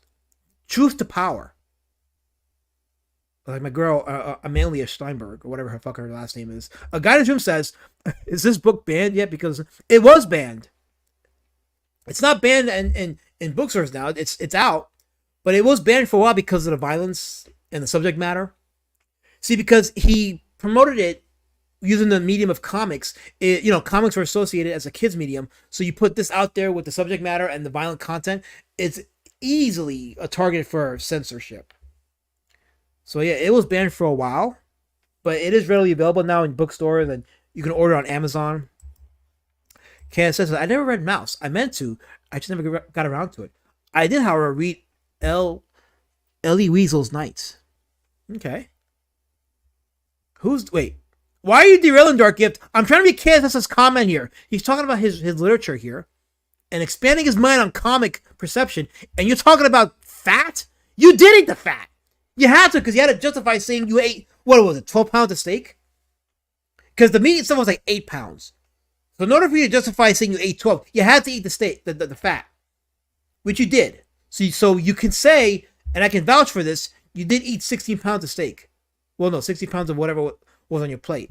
Half of it steak, the other half was fat. But you did. You ate it all. But it's because I had to be your personal Billy Tucci and tell you to eat it and force you to eat it. You had to save face because you had Von Coleman there, and he wouldn't have vouched for you. Big Bandolier says, I can't believe I'm late for this one. Is it because you didn't get the notification? Or were you busy? If you're busy, that's fine. You can always go back and watch the replay. But, we're going to wrap this part up because we're going to go to the EFAP in a few. But we looked into a little bit of Spiegelman's earlier stuff, his art crumb influence, and some of his artwork that I believe influenced Scott McCloud. If McCloud didn't already say it. But yes, Kay says that's exactly what it is. Why is it always dicks and swastikas with you? I'm just reporting on the KSS. I'm reporting on the stuff. I'm just showing it. Why are you picking on me? Stop being a mean man. Stop it. I'm allowed to do this. I'm like a reporter. Are the other World War II comics graphic novels like this? Never read it, but meant to also. Not like this. This is why it's on display shelves in your bookstores, because I don't know of any other World War II style comics like this. And Mouse is a pretty deep book from what people have said. So, but yeah, no, the use of the swastika is definitely an artistic choice here. Very well done by Spiegelman. It's a nice sneaky way to insert it without making it look like it's propaganda. Yes, it was 16 ounces with the fat. I'm confirming it, Dark Gift. Of course he would have ratted you out. You had no allies that night. None. It's hidden better than your likeness in Flash's art. It is absolutely hidden. This is so on the nose. This is really on the nose. Dark Gift. J.A.B. Salas says comics weren't considered art until a few years ago here. Manji and Blade of the Immortal has a big swastika on his cape, but in the German version, it was just a big X. So J.A.B., like I said early in my earlier streams, I quoted Roy Thomas, former editor-in-chief of Marvel. They didn't consider comics to be masterpieces. They were just considered commercial art. It was art created for the purpose of selling and making money and putting it out there in the market. And for the longest time, comics have been considered to be disposable media. You buy a floppy, you read the story, and the floppies had full stories. So you have a beginning, a middle, and an end. And you got your bang for your buck, and then you forgot about it. It wasn't until the 80s when this whole thing about it being collector items started happening. And now you had a secondary market for comics. So the perception in comics shifted because of the rarity of the older comics and the influence of the movies during that time of those older comics. And now it's shifted to the point where they've lost their value because you can get a particular issue reprinted many times, whether it's physical or digital. So the collector's market took a big hit as a result of it, which I actually don't. Oh, by the way, Leader Shadow Man wants you guys to know that I have a PayPal if you want to send $1 or $2 for my coffee and her coffee as well. If you're enjoying the content, we're going to get to the EFAP in a minute or two. Shifter says, I just finished making 50 pounds of Hosen 5-spice power pork strips. Don't say that out loud, Shifter, because Dark Gift will faint. Please don't do that. Fried in corn oil. Wow. He's going all in. He's going all in. I don't know why they're picking on me, Fabulous Raptor. I'm just a colored man living in this space. People have a problem with colored people here. So, as a colored, they have to come at me. But it's okay because I rise like my ancestors. I rise on the ashes of their ashes. Wait, that didn't make any sense. Forget I said that. KSN says, don't to a laugh, Matt, if you feel upset by the abuse we've dished out at his so don't donate to me? I didn't dish out abuse, Cass. I was just why do you do this to me? I was your friend for years, KSS. For years. I was your friend. Very on the nose, pun intended. I know. You saw what I did there? I'm a genius. I'm witty. Absolutely witty. Andrew says, what is it for? KSS says it's just a community tab. Big Bandolero says, oh, this is a Spiegelman talk. Let's get back to Spiegelman here. Big Bandolero says, it's a story about World War II with Nazis in it by a Jewish author. Banning or censoring it over depictions of Axis symbols, which are an integral part of the story, is incredibly ridiculous. I think it's ridiculous too because it's historical. And that's one of the things, I'll say this, that's one of the things I did not like about the Captain America movie. I love the movie, but one of the things I did not like was how it was set in World War II, but they wouldn't show the swastika on some of the Nazis. It's like, they wore it. It's like, it's historical. You know, I'm thankful for like the Indiana Jones movies where when they depicted the Nazis, they didn't shy away from showing swastikas because that's part of what they had. It was part of their uniform. You can't erase history because the people that are controlling your news and your history books have fifis hurt when you show them the swastika. Sorry guys, it happened. It was a real thing. You can't erase it because modern fifis can't accept it. They made me look base. No, they made you look like a shyster. You look like a shyster there. Gift. I did. I did. Here it was considered just for kids, same as games, even though there were age ratings. Stuff like Wolfenstein got immediately banned because of the medium. Yeah, it goes back to like the 50s when they were doing the EC comics, the Hills from the Crypt and the Vault of Horror. They had to put in the code of authority, the comics code, to censor these books because kids were reading it. And then as of recently, the last few decades, anything that was put on the comic medium that had a very strong story, they couldn't do anything with it. They couldn't apply the code. So if it was something like this, they would ban it. So, yeah. But yeah, so that is the Art Spiegelman portion of this. He took a very simplistic art style and created one of the most influential books, one of the most talked about books, one of the most banned books. See, folks, it's about how you use the art style and the story you tell, how you use it.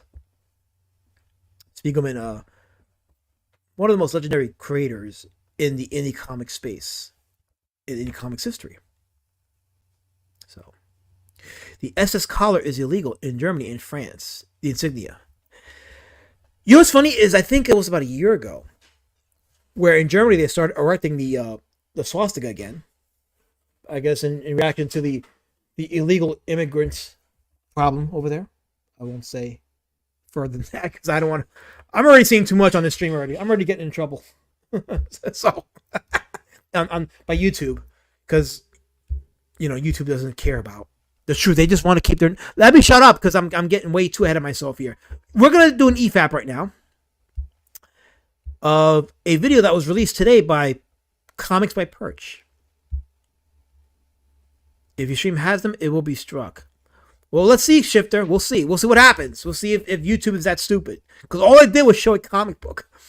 KS says I should do a show about the Comics Code Authority and how the top two essentially joined together to make rules that will put them, number one, EC Comics out of the top three. That would be, you know what? That's not a bad idea. I should look into that about the EC Comics Code Authority. And yeah, you're right. I should look into that. That would be an interesting stream to do. I'll get into that. Oh, Dark Gift's too good for my stream. He's going to go watch Late Night with the Devil, possibly Late Night Bloody and Slummy later. Well, thank you, Dark Gift, for telling me that my streams don't matter, but you've always said that about me, so it's okay. By the way, hit the like button if you haven't already. Please do. I'm eating a beef patty right now because I can do that. But anyway, so I want you guys, as we watch this video by Comics by Perch, let me know your thoughts as we're watching it together. I'll give my thoughts, but let me know what you guys think about it too. So this is called When Did Crowdfunding Turn Tribal? As I was watching this, I started thinking about some of the things I've spoken about in these Indie Comic Outlier streams. And it's like, yeah, that's exactly what I've been saying. And anyway, let me play right now. So we're gonna play this. I'll pause every so often so you can hear my thoughts, and I'll read your thoughts as well. Here we go. When did crowdfunding turn tribal?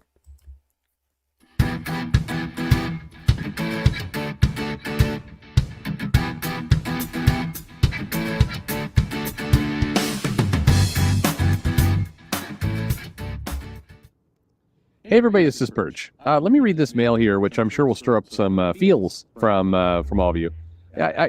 Are we done with feels, by the way? That feels very much like we're I don't know, in 2018.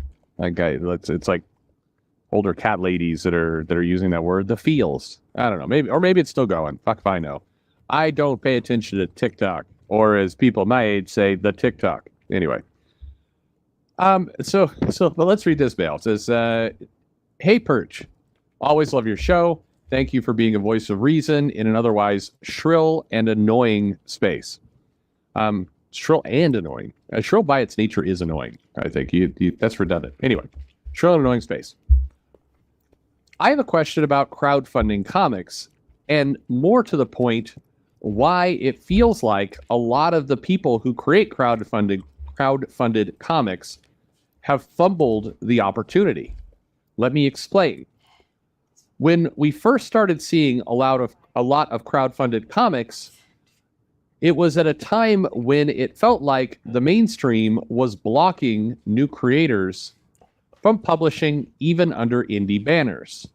It's old history now, but once upon a time, Zach tried to publish a comic book through Antarctic Press, was blocked by Mark Waid, and ultimately that led him to do crowdfunding. So your boy Zach likes to refer to Comics by Perch when he does some of his videos. As I was watching this particular video, he makes some points here that are counter to what your boy Zach, Richard C. Meyer, has been saying as of late. So I thought this was interesting, but here we go. I feel like that event unlocked the idea in a lot of people's minds that they didn't have to play the traditional game. As a result, for several years, we saw members of the quote-unquote classic comic community attack crowdfunding because they didn't like that somebody found an escape hatch. somebody found an escape hatch outside of their control. Outside of and out to get out. You get the idea. Outside of their control. However, fast forward to today, and the big fights with crowdfunding are no longer from the classic comic community, but from within crowdfunders themselves. I know you don't like to pay attention to all this stuff, and so for all I know, you don't. But if you take a look at what's going on within groups like CG and others, the majority of the time seems to be spent attacking each other. Now, you guys remember when we talked about this, me and Dark Gift, we talked about this on the Indie Slum stream last week. I think it was last week, right? Was it last week's stream? When we talked about our time at the CCon, and how some of the creators there who... hold on, my thing is going crackle here. How some of the creators there were very privy, people that we didn't even know were a part of the scene, but they were very privy to the quote-unquote drama. And yeah, it was stunning because like they're watching. There are people that are watching what's happening, and they're not saying it, but they're watching and they're observing, and it's a bad look for us. It really is. So, wait, my browser just blacked out for a second. Hold on, let me just make sure that I'm able to see it. Give me 1 second. As I'm doing this, feel free to hit the like and subscribe button on your browser there.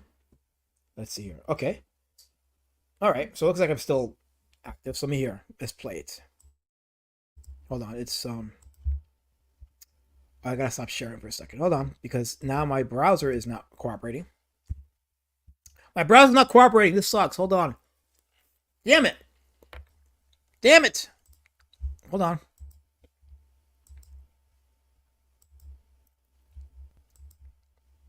Oh crap. Hold on. I got to bow to my streamer for a second, so hold on. Let me see if that works. So in the meantime, I should go on my stream right here for a second. Hold on. Sorry about this. I just have to... I hate when it does that.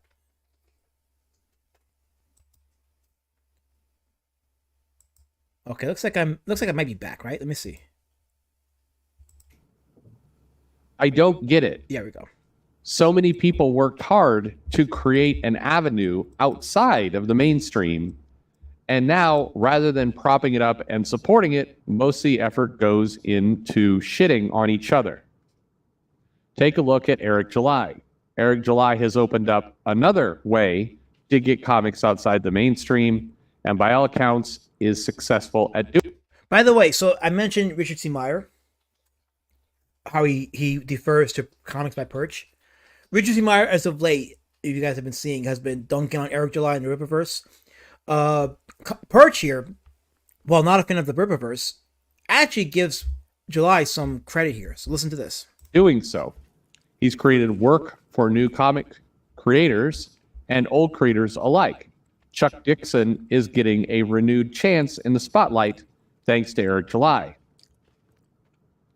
For the record, I don't particularly enjoy Eric July's books, but I do enjoy what he's done for comics. However, his biggest detractors, once again, are not Alana Smith or Heather Antos, but rather other crowdfunding creators. Why is that? As you've said many times in the past, rising tide raises all boats. I don't know if I've said that many times in the past. It is true. Okay, pause for a second. Hold on. Hold on. I'm gonna try to get out of StreamYard. Hold on 1 second, guys. Let me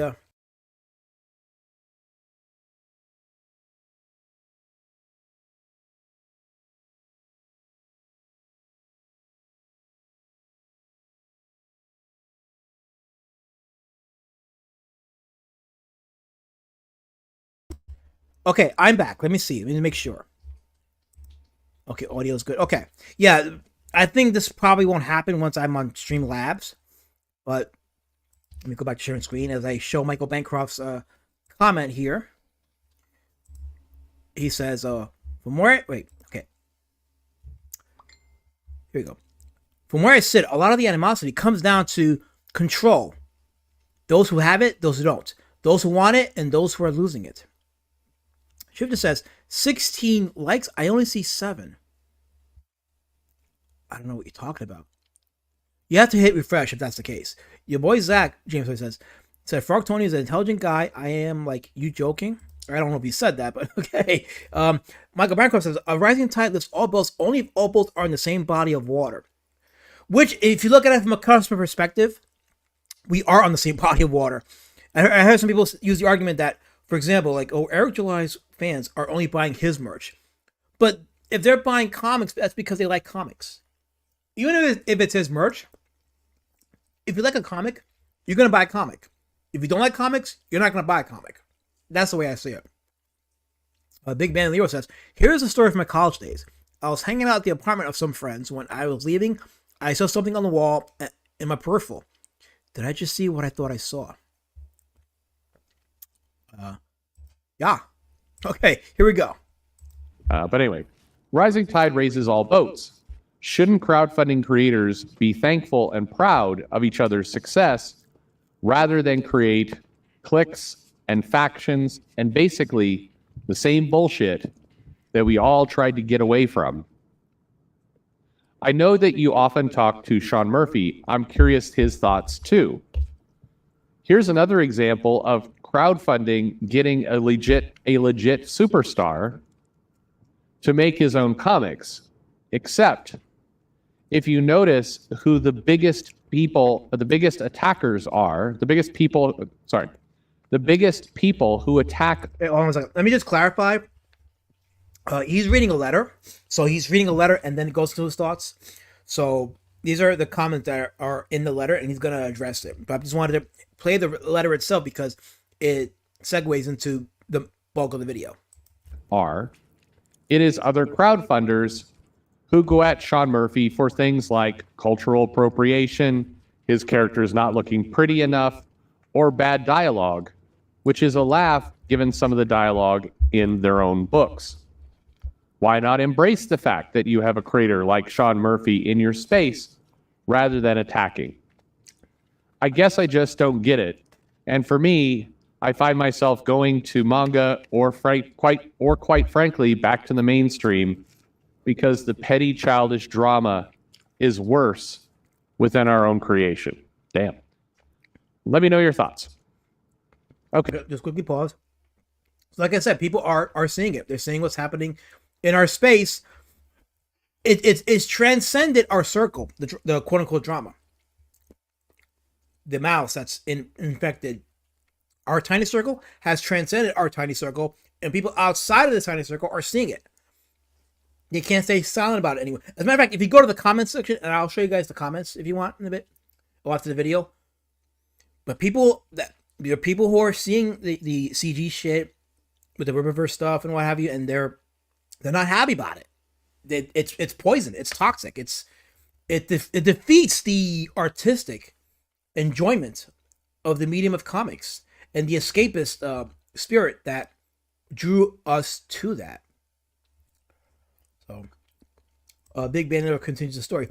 I turned to look, and there was on the wall a big Axis insignia. Of course, I asked about it, but had already sort of knew what to expect. These friends are from India and part of the tribe. Where the symbol originated long before it was appropriated. Oh yeah, the Buddhist. Yeah, it was so the swastika was actually a Buddhist symbol, and it was positioned differently than how the Nazis used it. So that is true. It's very true. So Shifter says, this dude doesn't know history and artist. They used to keep them locked up in cities to keep them out of trouble. JV Styles says, I'm a comic fan, but come on, 25 plus international shipping. I don't back just for the books. Dance for me, D-word boy. You know what's funny, JV Styles? I actually touched on this. I don't know if you were in the stream where I talked about. So I EFAP'd. This is actually the second EFAP on this series. My first EFAP was a couple weeks ago, where I EFAP'd a clip on a Kitty Ditch stream where Michael Odin was on there, and he talked about the price of indie comics in the crowdfunding circuit, and he talked about this, how books that are like 20 pages, like 60 pages, are charging $25 when they should be charging less. because they're basically floppies and they're charging more for a floppy than they should be. And I talked about that. And I compared it with my book. My book is 100 plus pages, and I'm charging anywhere from 30 to 40 because of the hardcover. And I'm only barely more pricey than the average floppy in the indie circuit. And I was like, well, they're charging a lot. And I did an EFAP of that. And apparently that made quite the waves in some people. So yeah. So it sucks when stuff gets taken for a political cause. It's about comics, man. It should have been about comics and fun. Here we go. Okay. If, by the way, if this video is, chewed up and EFAP'd or anything, it's this kind of stuff that tends to make it abundantly clear, because there's one dumbass who did this and then seemed to not understand that I was reading a letter from somebody. That was a letter from somebody, not my own opinion. Here comes my own opinion. Nice break there in the what's going on. I listened to that. I don't listen to a lot of that. This was years ago. And somebody sent me a link to it. And I listened to it. I'm just shaking my head. I'm like, this dumbass doesn't realize I'm reading a mail. Like they were responding like I'm talking about myself in the third person. Like, what is going on? They're like, this is clearly one of the dumbest people on the planet. About JDA here. Anyway. Yeah. So what's my opinion? Honestly, you could sum it up in one word. It's jealousy. Yeah. And it really is the same. I mean, and it is the same feeling and thread that you had from. Do you remember when Keanu Reeves did the Berserk thing, and they crowdfunded it? And I remember a number of creators, but we'll pick on Heather for a moment. Heather Antos was really pissed about it, and it was like that guy's rich. He should be funding comics, not doing this shit, not raising money. Like there was a genuine anger from within, comics and other creators about why this guy was coming in and doing this. And it was jealousy. Yeah. It was just that. It was as simple as that. There's somebody who has a lot of money. They're getting a lot of attention, a lot of success. And keep in mind, in the early days, that was the driving force of a lot of the criticism around crowdfunding. Like you identified correctly in the mail, comics was a walled garden, and you had to pay homage to get into it, and you had to play the game by their rules, and you had to, suck up in the way they wanted you to suck up. I mean, this is how comics was. It was hard to break into it, intentionally so. And keep in mind, I think that's bullshit, but there was a method to that, or a reason behind that. And that reason was basically you had a lot of comic creators who struggled to make the right connections and kiss the right ass and everything else to get into comics that way. And so it felt like a shortcut. Okay, so if you remember, like how a lot of these individual creators that I spotlighted on these series, on these streams, how they made their own way, how they paved their own way. A lot of it was networking. A lot of it was, they knew some people in the underground scene or in some publications, and they climbed their way up like that. They hustled, they put their works out. Things are different today because we really don't really have like publications like we normally do. We do more internet stuff now. Everything is more online. So, because things are different, you have to exercise the avenues that are existing in relation to what's available, because that's what is being used, whether it's the internet, through YouTube, Instagram. Newspapers don't cut it anymore. The comic book conventions, they still have that exposure somewhat, but it also depends on which conventions you go to, the market that it's at. So you got to hustle. So he's not wrong when he says that the crowdfunding model is what the hell is that word? A shortcut. It is a shortcut, but you still have to hustle to build your people, to build your fan base, to get that book funded. Because just putting it on a crowdfunding site alone, I ain't gonna get eyes on that. Shifter says that Puke Perch doesn't put anything on screen to indicate he's reading an email mag, and others are supposed to know it's a message. F Perch. Yeah, I mean, you could tell people you're reading a letter, but you probably should have like a visual, because this is a video. I have to agree with Shifter here. This is a video, which is a visual medium.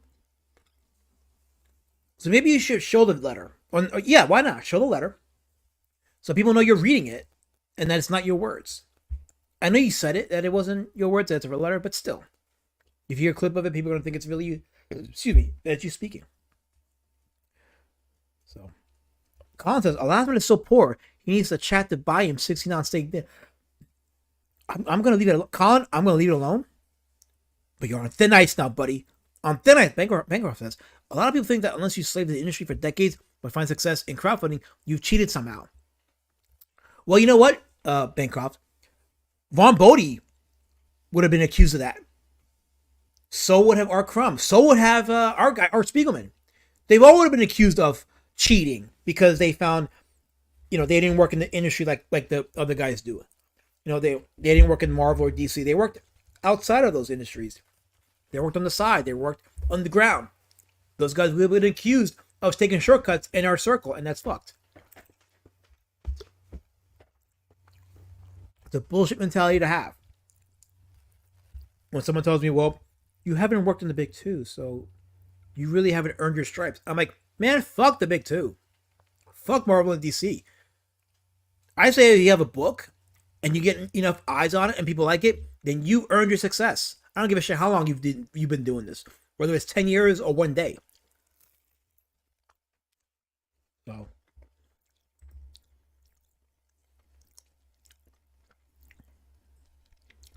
So, I'm swallowing my beef patty. Big Ben Lira says, my first reaction to Reed's crowdfunding a comic would be exactly the same. In my mind, for Antos others to angrily voice that out loud is incredibly petty and stupid. Yeah, look, people bought the book. The market wanted it. The market got it. Whether you or me think it's a good idea or not, the market wanted it because they paid him for it. He made bank off of that. And good for him, because why not? He's earned that. It's a sidestep. You're sidestepping the middleman and all the implications that come from that. Yeah, you know what? It's like you have a chance now to reach a massive, we'll say massive. You as a creator have a chance to reach a market, to reach a potential market of readers and customers without going through the avenues of bureaucracy that's in DC and Marvel and other comic companies like that. You have a chance to be really independent and self-publish. And there's some people that say, well, if you self-publish, you're not really publishing, or you're not really your book is not really published. I'm like, dude, if it's printed and put out in the market and people bought it, you published it. It's published. Self-published or published by a big publishing agency, it's still a published book. And it's out in the market. And I think crowdfunding has done a lot to really anger some people and to believe that you haven't gone to the quote-unquote proper venues to establish yourself as a comic book creator. And it's a bullshit mentality to have. Why would I want to work for Marvel and DC when I wouldn't own what I wrote? Exactly. That is the upside of being independent, is you create what you want and you own it. You write the story for yourself and you own it. It doesn't belong to an agency. It doesn't belong to a studio. It belongs to you, the creator, as it's supposed to be. The reason why that argument is so retarded is because no one would say, no thanks, I haven't paid my dues yet to success, and turn it down. I mean, as far as I'm concerned, whether it takes 5 years or 5 days, if you did something to get yourself to the point where you can make that money for your book, you've earned that success. I mean, the market is what the market wants, right? No wonder they don't have good talent anymore. The talented, smart people stayed away. Yeah, they did. Anyway, let's continue on with the video. To have gone through all this, who knows what kind of hazing to get into comics, and then suddenly you've got these people getting as much or more attention, not having to do any of that shit. And I'm sure nobody loves sucking up to CB Cebulski, even though it's pretty easy. You just bring him food, but I mean, I'm sure nobody enjoyed that. And so the idea that you could avoid, you could get success without having to, bend over for Marvel or DC, it hurt, it stung. But honestly, that's largely the same emotion you see today. It's the Sean thing was eye-opening to me because, he puts out his Zorro book and you have people going at him for, of all things, cultural appropriation. Now, keep in mind, these are right-wing, anti-woke channels, and without a hint of irony, they were accusing Sean of cultural appropriation for the Hispanic life. Okay, hold on one second. Let me take a sip of water here. So I haven't heard that. I have to disagree with Perch here. I haven't heard that. I mean, the big complaint about Gordon Murphy's Zorro book is that it wasn't about Zorro. It was about quote unquote Zorro's lesbian sister who takes over the story. So it was a bait and switch. That was a big complaint about Sean Gordon Murphy's Zorro book, is that it was a bait and switch. Which is, they do it a lot, not just in comics, but in movies too. And it's tiresome. It's actually fraudulent to promote your book as a Zorro book and make it about his lesbian sister who needs no man. And Zorro's not even in the book. It's about a guy who thinks he's Zorro. So it's actually a fraudulent promotion for a character who's not even in your book. That to me was a big gripe about. It wasn't that it was cultural appropriation. Is that you lied about what the book was really about and who the main character really was. So I have to disagree with Perch on this one, but anyway, here we go. Lifestyle. I mean, like, how can anyone do that with a straight face and keep going? And it also boggles my mind because there's this attempt to like alter the past. It's like, no, I never did that. Yes, you did, and the videos are still up and the posts are still up. Like you absolutely did do that. Several of you did. And I agree with the concept of like, well, that's not a good comic. I don't like his writing. Okay, but that's perfectly fine. But some people went on and on, and yeah, that is a left wing gripe, the quote unquote cultural appropriation. I don't know of any right wingers that use that term. If they do it in a mocking way, to be honest. But that thing again, the gripe with that book wasn't quote unquote cultural appropriation. It was that it falsely advertised the main character. It was a bait and switch. That was the main gripe of that book, and it was rightfully called out for that. And on about it, and it just felt sad. It didn't feel like a critique. It felt actually there weren't that many right wing channels. I mean, the only channel that I know that was going after that book was JDA's channel, and he did a very good review and breakdown on it. And I think your boy Zach reviewed it too. Actually, yeah, Richard C. Meyer did a review of that book, and he said the same thing. It's a book that was advertised as a Zorro book, but it's not about Zorro. It's about some guy who thinks he's Zorro, and he's not even the main character. It's his lesbian sister who's the main character, who needs no man. That has to be emphasized because that's that bait and switch bullshit that is infecting our modern entertainment. It's like, if you're going to make a story about a character, make it about the character. Don't use the character's name to make it about someone else that's unrelated to the character. So he got criticized for that, and rightfully so. He probably said a joke about cultural appropriation, which would have been ironic. What's ironic is that Richard C. Meyer defers to Perch, and a lot of what you can hear Perch say is stuff that has been antithetical to what Richard C. Meyer as of late has been doing, which is not only going after the fan base of the Rippaverse, but going after his own fan base. Like, he's totally self-destructing. Big Bang Literature, not to beat a dead horse, but if Keanu Reeves had bankrolled his comic himself, Antos would bitch about a rich Hollywood actor getting into the space and not helping other creators, or some silliness. Oh yes, that's what they do. Like, if you're a rich guy and you do your own stuff, it's, well, he bought his way there, or he's a trust fund baby. It's, these people have no respect for money, none, zero. That's why you don't pay them attention and pay them no mind. Here we go. Personal, because a lot of it was jealousy. And in this other battle, I mean, you have people who've been successful. I think Eric July is kind of, the last 2 years version of that Keanu Reeves Berserk area, where you had a lot of people who had been working hard to build up the crowdfunding thing, and in many cases doing videos and doing streams and all that other shit. And along comes this guy, and then he's able to pull big numbers. And yeah, I mean, that probably hurts. But that's what, why would we want it any other way? That's what it should be. Success is success. And yes, more books successful in crowdfunding sells more books overall. Okay, and I'm gonna be the guy to do this, so I'll just do it. So to Purge's point here, a book that's successful in the indie circuit promotes health and success for other books too. Even if there's no crossover audience or what's the word that Fiona Rolf uses? See, my traumatic mind is forgetting words again. What's that word that she uses?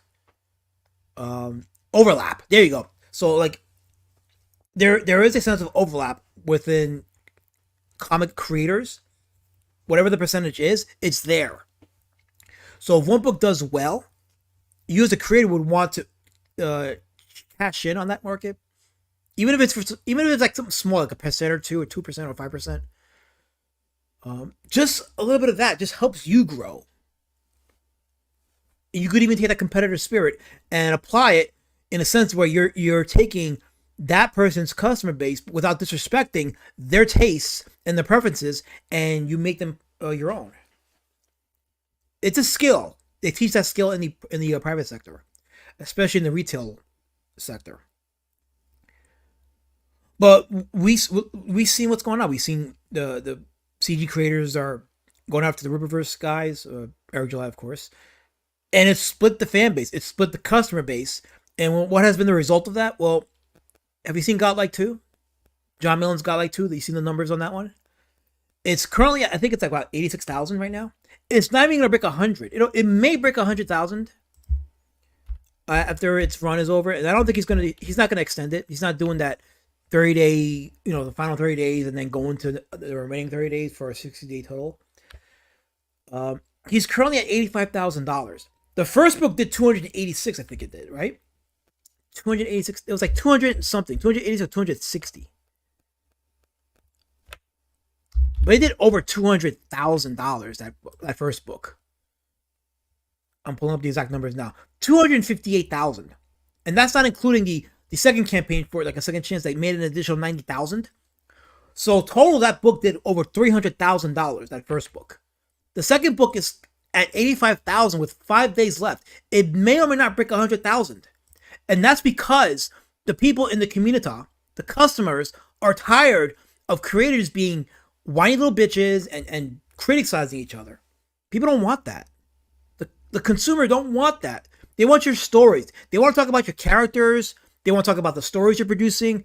They want to go into those deep dives. They want to go into those dissertations and dissections of what you're telling and the characters you're creating. That's what they want. They don't want the bickering because it's splitting the people, it's splitting the customer base, and it's causing some people to walk away. They're done with it. They're absolutely done with it.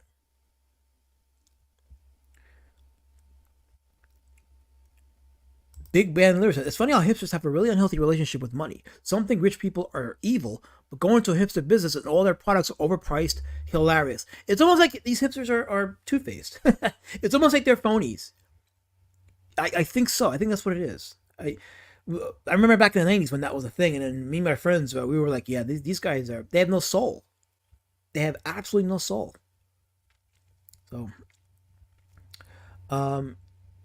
Michael Bancroft says, using the term riptards has really hurt a lot of creators. Look, I'm not an Eric July fan, but I hate that word. I hate anything that insults customers like that. I really do. I just absolutely, I can't say how much I hate that word. And I don't use that word lightly. When I say hate, I don't use it lightly. I hate that word.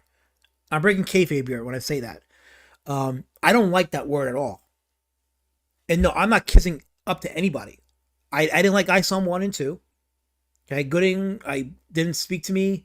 Alpha Core was good. I didn't buy. The only book I bought was the Ira book. That's it. Like, I'm not even like what you would call an Eric July fan at all, but still, like, I'm not going to go and insult his customer base. They're buying comics. They're excited about it. Why, as a creator, would I not want to be a part of that and to kind of like inspire them to come my way, even if it's only a small percentage, and say, hey, look what I got.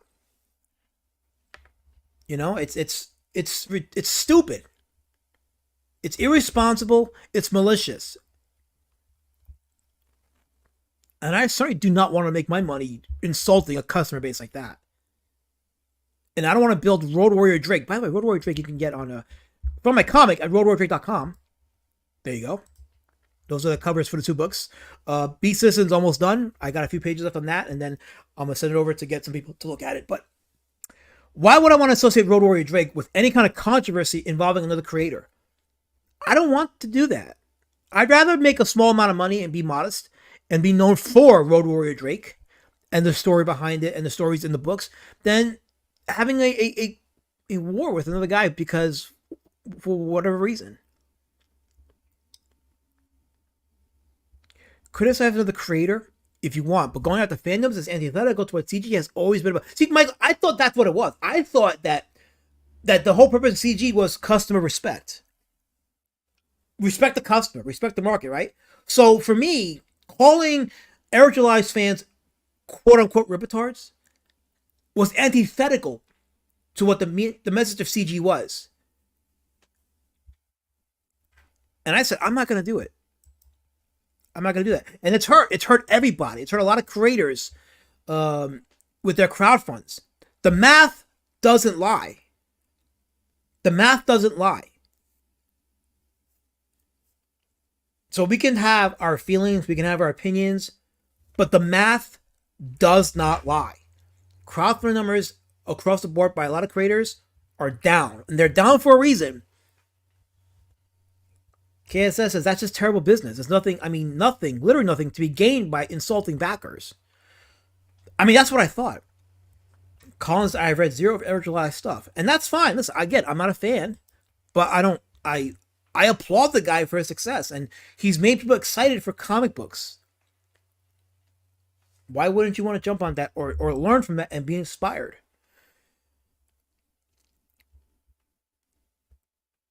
JEB says JDA was kind of a redemption arc for me. Then he insulted the chat in our award show. Yeah. Okay. So this goes back. So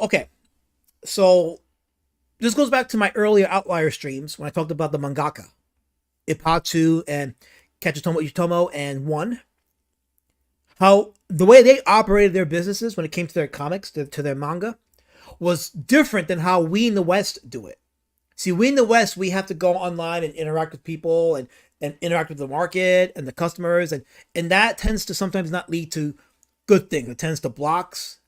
It can lead to insults thrown back and forth, doxing, etc., all that crap. Well, the mangaka avoided that by simply just putting their work out there and being reclusive, going into the background and not really putting themselves out there like that. And it saved them from the poison of the dark side of the parasocial relationship that creators in the West have with their fan base and customers. Everybody Cthulhu says, good to hear honest thoughts about it, even if it breaks the kayfabe. Yeah, I've been honest about this for a while, but I guess I haven't really been like more vocal because unfortunately, if you voice your opinion on any of this, it gets you sucked into the battle. And what's going to be stupid is a lot of the anti-Eric July people are going to hear what I'm saying, and they're going to say, "Oh, he's a detract. He's a ripetard. Elasmat's a ripetard." Even though I only bought one book, and I don't really follow the guy. Like I'm not a Eric July follower. I mean, I follow him on Twitter, but I'm not like I'm not buying his merch or anything, you know. And I don't think all his books are good, but that doesn't mean I'm going to go out there and make it a business to insult him and his customers and backers. They can buy whatever they want. The guy earned his success. He earned his business. He earned the money he's been getting. He hustled to get to where he's at, regardless of whatever you think of the quality of his books.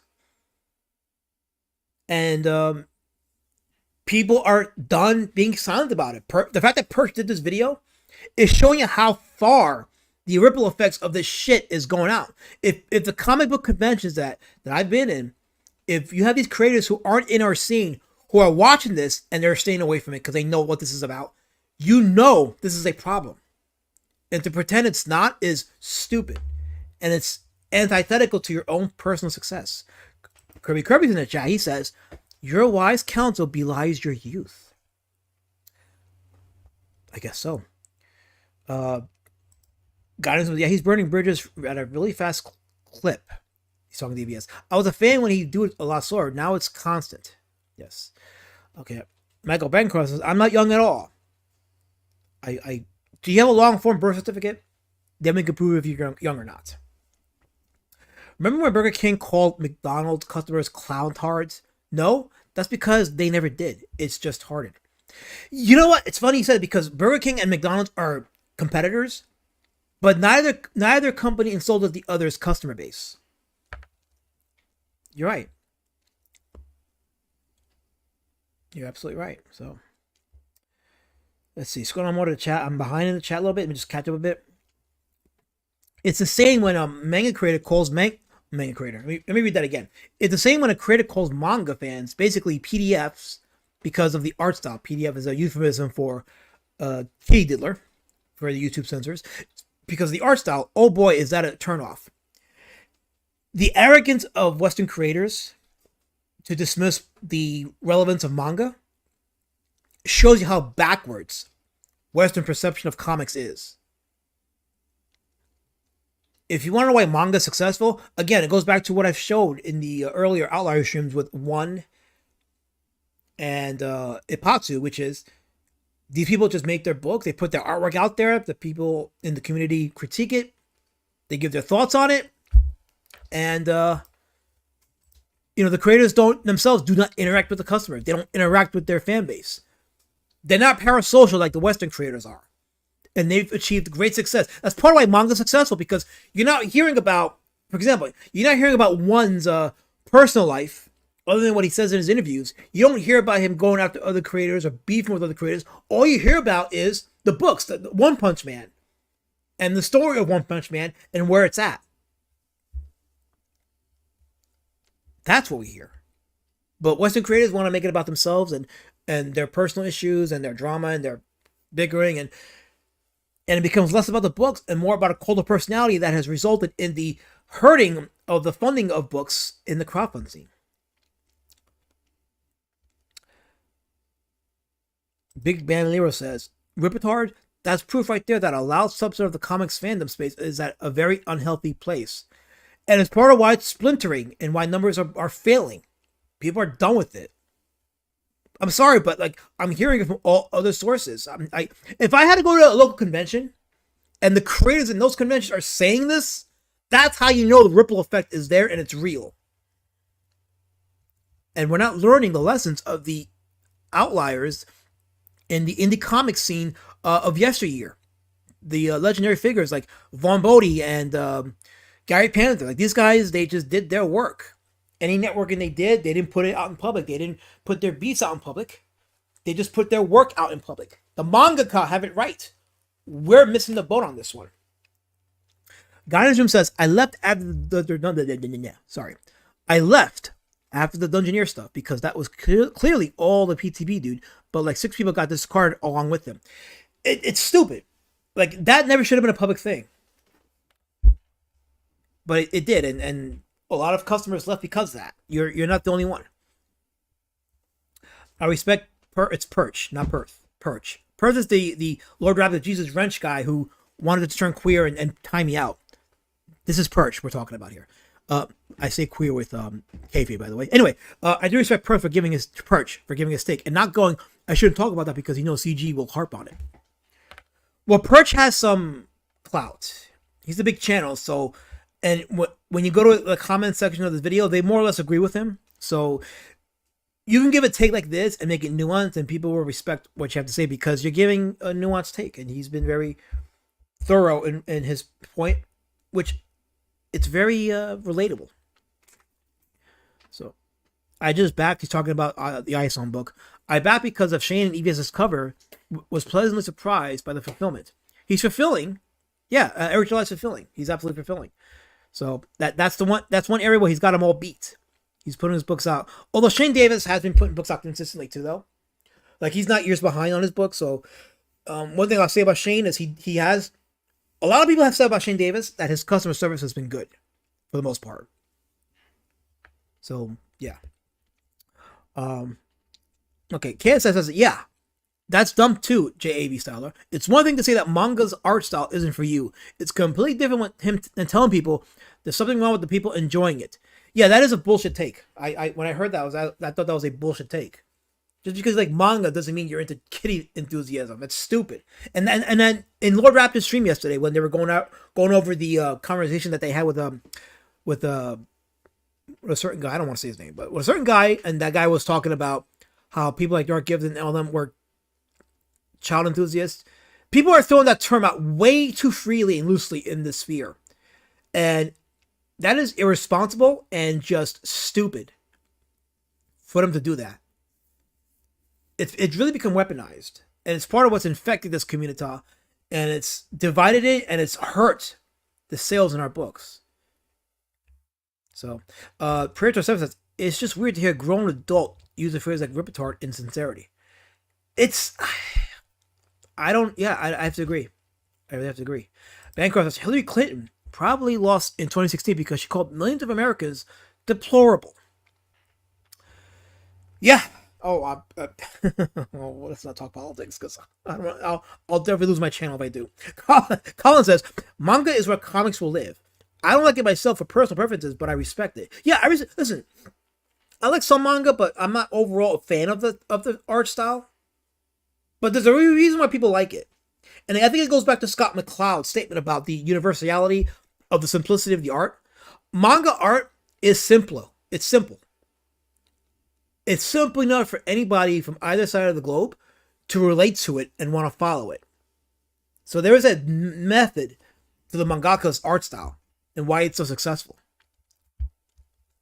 So, American comics have lost the plot. The American indie scene has lost the plot. See, people thought the indie scene was supposed to help and be the antithesis to the mainstream comics. No, they become the mirror image of mainstream comics.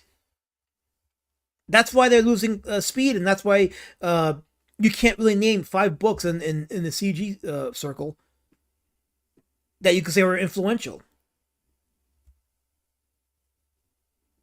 And I don't say that with any glee or pleasure in my voice. I'm personally disappointed by it. Personally disappointed. Colin says the mangaka laugh at us probably because our comics are just embarrassing these days. Oh, I'm sure they're laughing. 100% laughing. So, yes, Perch. I don't blame you, though. Yeah, I mean, they are confusing. I don't blame you. I totally don't blame you for that. So, it's okay. KSS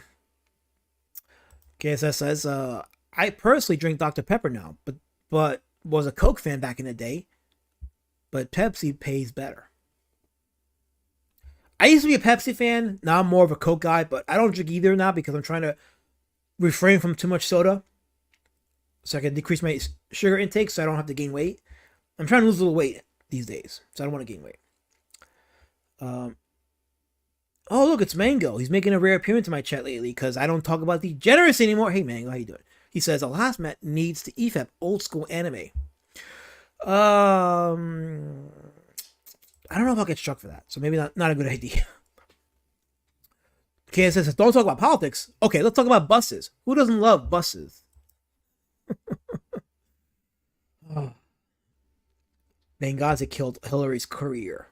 Well, that didn't help either, so. Yes, please buy Lady Shadowman a cup of coffee. Donate to my PayPal, which is pinned in the link here, in the chat here, I should say.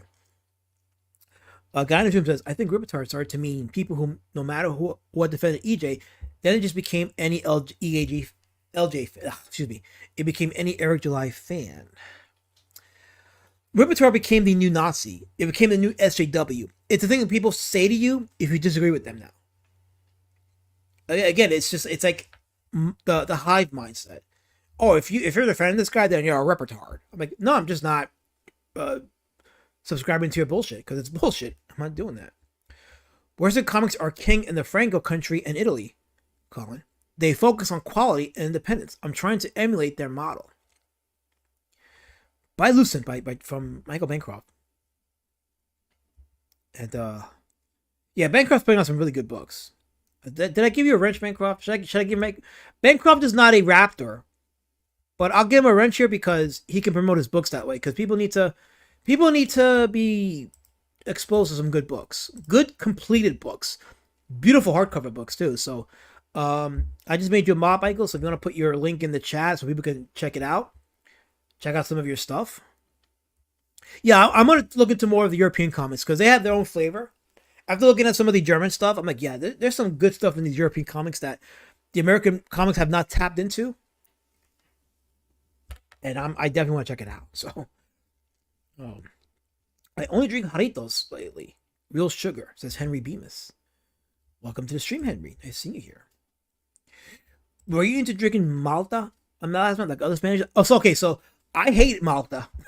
To me, it tastes like puke. I had Malta when I was a kid. I threw it up. I said never again. I don't like Malta. So I'm one of the only Spanish outliers just for not drinking Malta. I'm trying to replicate old Silver Age comics myself. I'm trying to replicate the 80s underground comics movement myself. See, it's amazing how multifaceted comics are in the historical record. People want to emulate the 90s, and that's fine if you want to emulate the 90s. But the 90s didn't start comics. There's a whole history of comics spanning decades with their own individual flavors. And ignoring that will hurt your individuality when you produce a book. So, absolutely. Scroll down more here. Okay. I feel we spam my own link. Well, my mods don't put link, well, except for KSS. He does, but my mods don't put links down. So if I don't have anyone putting your link down, it's not gonna get put down. So you're allowed, Michael, to spam your link once every hour. So for every hour you can put your link in the chat. So that'll be the rule. So Glacier Mountain reminds us that he likes pee-pee. I know you do. Anyway, Colin says CG. Oh, that's Colonel Morg. Oh, hello, Colonel Morg. He says CG is done because it's a collective with no real philosophy, purpose, or mission beyond. Beyond Art's dumb team because reasons. EJ is dumb for other reasons, but he's doing better than anyone in CG. See, I think that's a very objective take right there. You don't have to be a Eric July fan, but you can't ignore what he's doing and why he's doing it, and not take the lessons and make it applicable for you. Anyway, let's continue on. It is a rising tide lifts all ships scenario. It is better when it is not a little cottage industry. It is better when you have big money flying around in this space. Yeah. It is much better.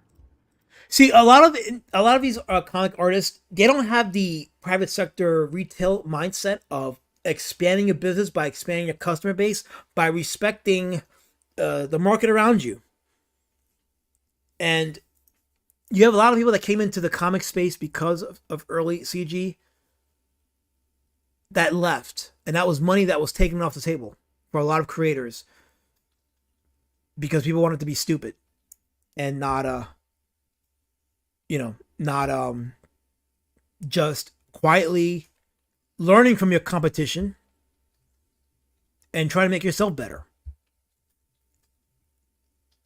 One of these days, says Big Bandolero, I will spam the F out of my link. I see that. And there you go. There's Michael Mycroft's hourly spam link for his books. The Lucent. TheLucentComic.com. Mike Barron says it's outstanding and completely original. There you go. That's how we do it here. So, there you go. Scroll down more to the chat here. I think I'm caught up, right? Let's see. Oh, JB Silas says, I had a conversation under Shane's Ripperson video, just comparing Ripper and Critical Blast. I couldn't believe the freaking racism and total ignorance of those new fans, and I don't use that word lightly. You know something, JB? There's a... Look, I joke about racism. I use racist jokes myself. I laugh at it. That's the way to deal with it. But there is a certain... When it comes to being... When you use racism as a comedic tool, you don't make it personal. That's the key to it. Don't make it personal. Because you want other people to laugh with you and see your point. But when you give yourself that freedom to be racist like that because you don't like the guy, and you think that's freedom enough for you to use terms like the N-word or Schwarzer, when you start throwing those at specific people under the guise of, oh, it's a joke, or because you don't like their stuff, yeah, it really does a lot to drive people away. A lot. And yeah, we're seeing it. And unfortunately, JV, it happened in our space. That's the thing. It happened in our space. The everything that was said about like the right wingers, the conservatives being quote unquote racist, is being exposed in our circle. That's what's getting me. It's like, you're proving these motherfuckers right. we're proving these leftists right. It's like, how do you defend that? I mean, it's all stupid at the end of the day, but still. If you love me, hit the like button. Please do. Help me fight the Shadow Man. Thank you. I appreciate that. Let's see, scroll down more. Let's see here. Catching up. Okay, Big Ben there says, let's assume that Eric July is objectively messing up right now. If he intends to continue, I'm sure he will improve and evolve in time. As a guy who is not really an Eric July fan, Big Ben Lero, I can tell you his stuff has improved. Whether you like it or not, it's fine. I mean, it's not for me, you or anyone to say that well, whatever. Point being is that his fans like it, and his fans are putting down the money to buy it, and they like it. But objectively, his stuff has gotten better. Like, Yaira is definitely better than the first 2 ISOM books. Alpha Core was definitely better than ISOM. I haven't read Gooding. Some people say it was good. Some people said meh. Well, no, a lot of people said it was good. A lot of people said it was actually like a sleeper hit of his Rippaverse books. I particularly don't care for it. It's whatever, but people like it. So I'm like, okay, hey, great. Hopefully you continue to buy more books, and maybe one day we'll cross paths and you'll buy my book. What is my book, you ask? I actually have 2 books. Street Champion Road Warrior Drake, which is completed, and Beast Citizen Road Warrior Drake, which is near completion. I'll have 2 books in the market, plus the manga version of each book and the hardcover version of each book. Totally. Thanks for saying that, alas, Matt, about racism. I'm being honest, man. Like, listen, I think I hurt some people's feelings last night on Lord Raptor's stream when I said that I play a character when I come on your streams. I do. I play a character. Like, don't take me seriously when I come on a stream. I'm just trying to entertain people. But when it comes to racism, you can joke about it. You can joke with it.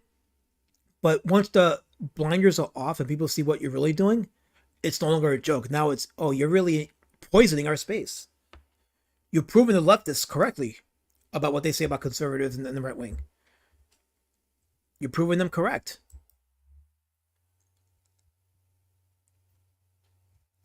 Schwartz. How is Schwartz racist? I mean, it means black. No, not Schwartz. No, not that word. No, Schwartz is good. That's not the word that I was talking about. But the Schwarzer word, that's actually a derogatory term for black people. It's not a good term. It really is derogatory. So let's go down more. Let's see here. Michael Bancroft says, whatever you think of the books themselves, Eric's new site is the gold standard of independent publishers. Yeah, take the lessons of what he's doing. If you don't think he's doing good, take the lessons and apply it and make it better on your end. Competition is always good. It's healthy and the market wins. See, real competition isn't stream after stream about saying how this guy is doing this and that and how it's stupid and how he's destroying quote unquote crowdfunding and stuff. No, it's what is he doing wrong and how do I make it better on my end? And how do I improve and then forcing him to improve?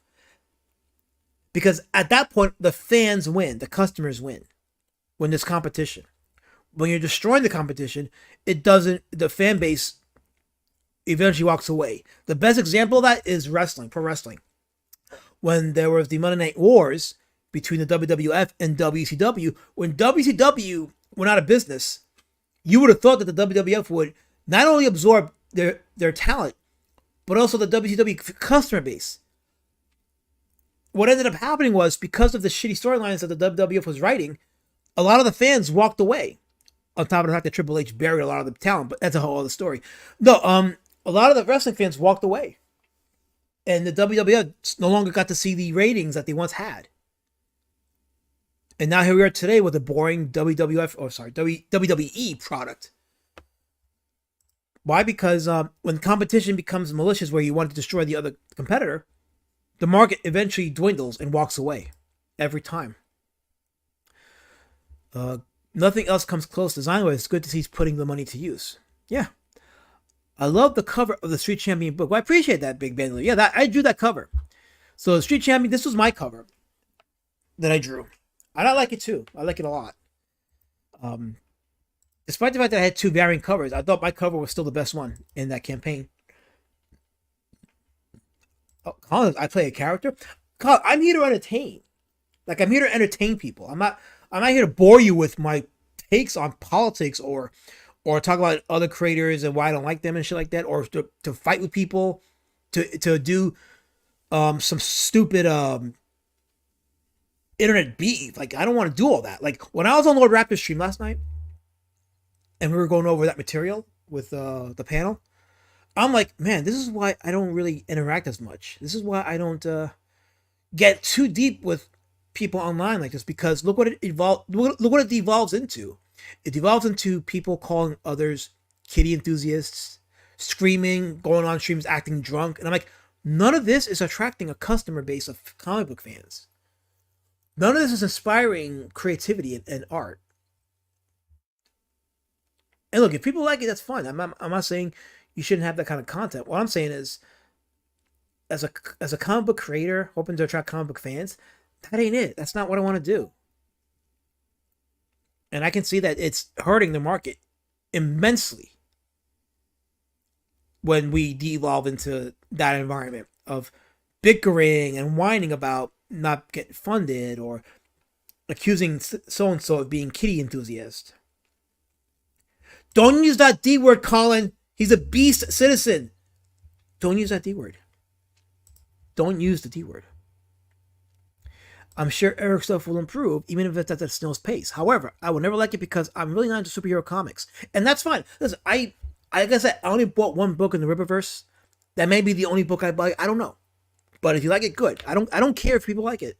To me, it's antithetical to me as a creator to spend hours and days and months talking about how bad it is and going after every little breath that Eric July takes. It's actually unhealthy. It's creepy and weird. But that's just me.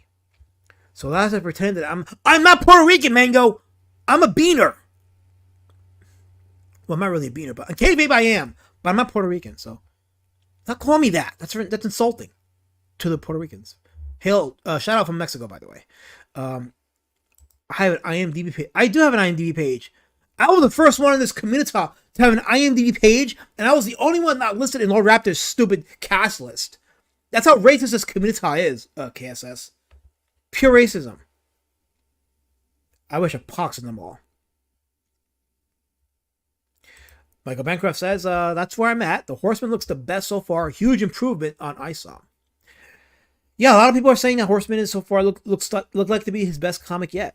So it's got the Punisher vibe to it. That's why it's getting the accolade to get it.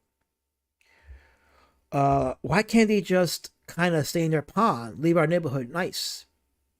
You know what Todd McFarlane said? And I wish I could find the clip, but he said that creators should not be critiquing each other and they should stay in their lanes.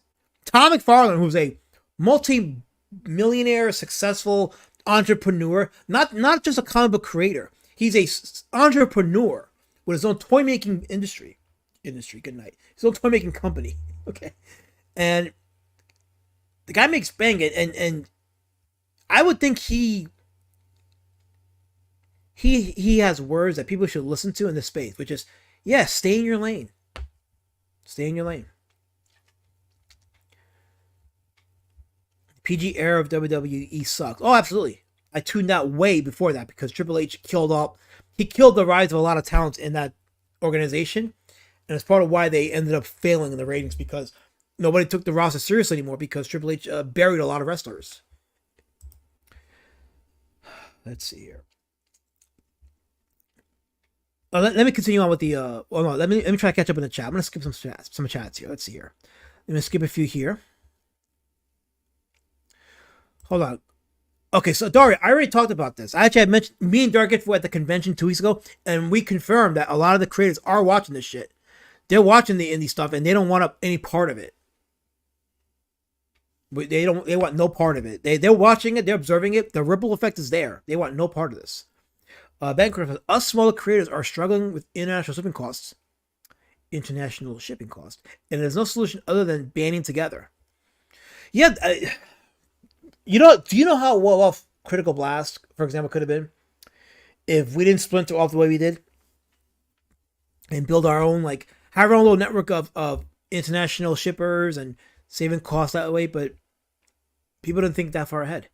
Image in the 90s had a lot of problematic aspects, but minus the speculators, it still made a lot of money, hired a lot of talent, and it made a massive impact.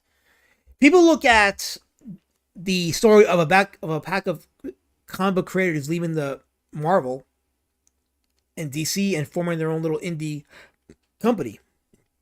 They didn't look into how it was made, what they made, and how they acted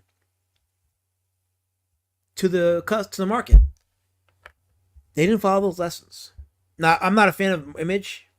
I know a lot of people are. I'm not. I don't care for it, but it still left an impact. That's an objective take there.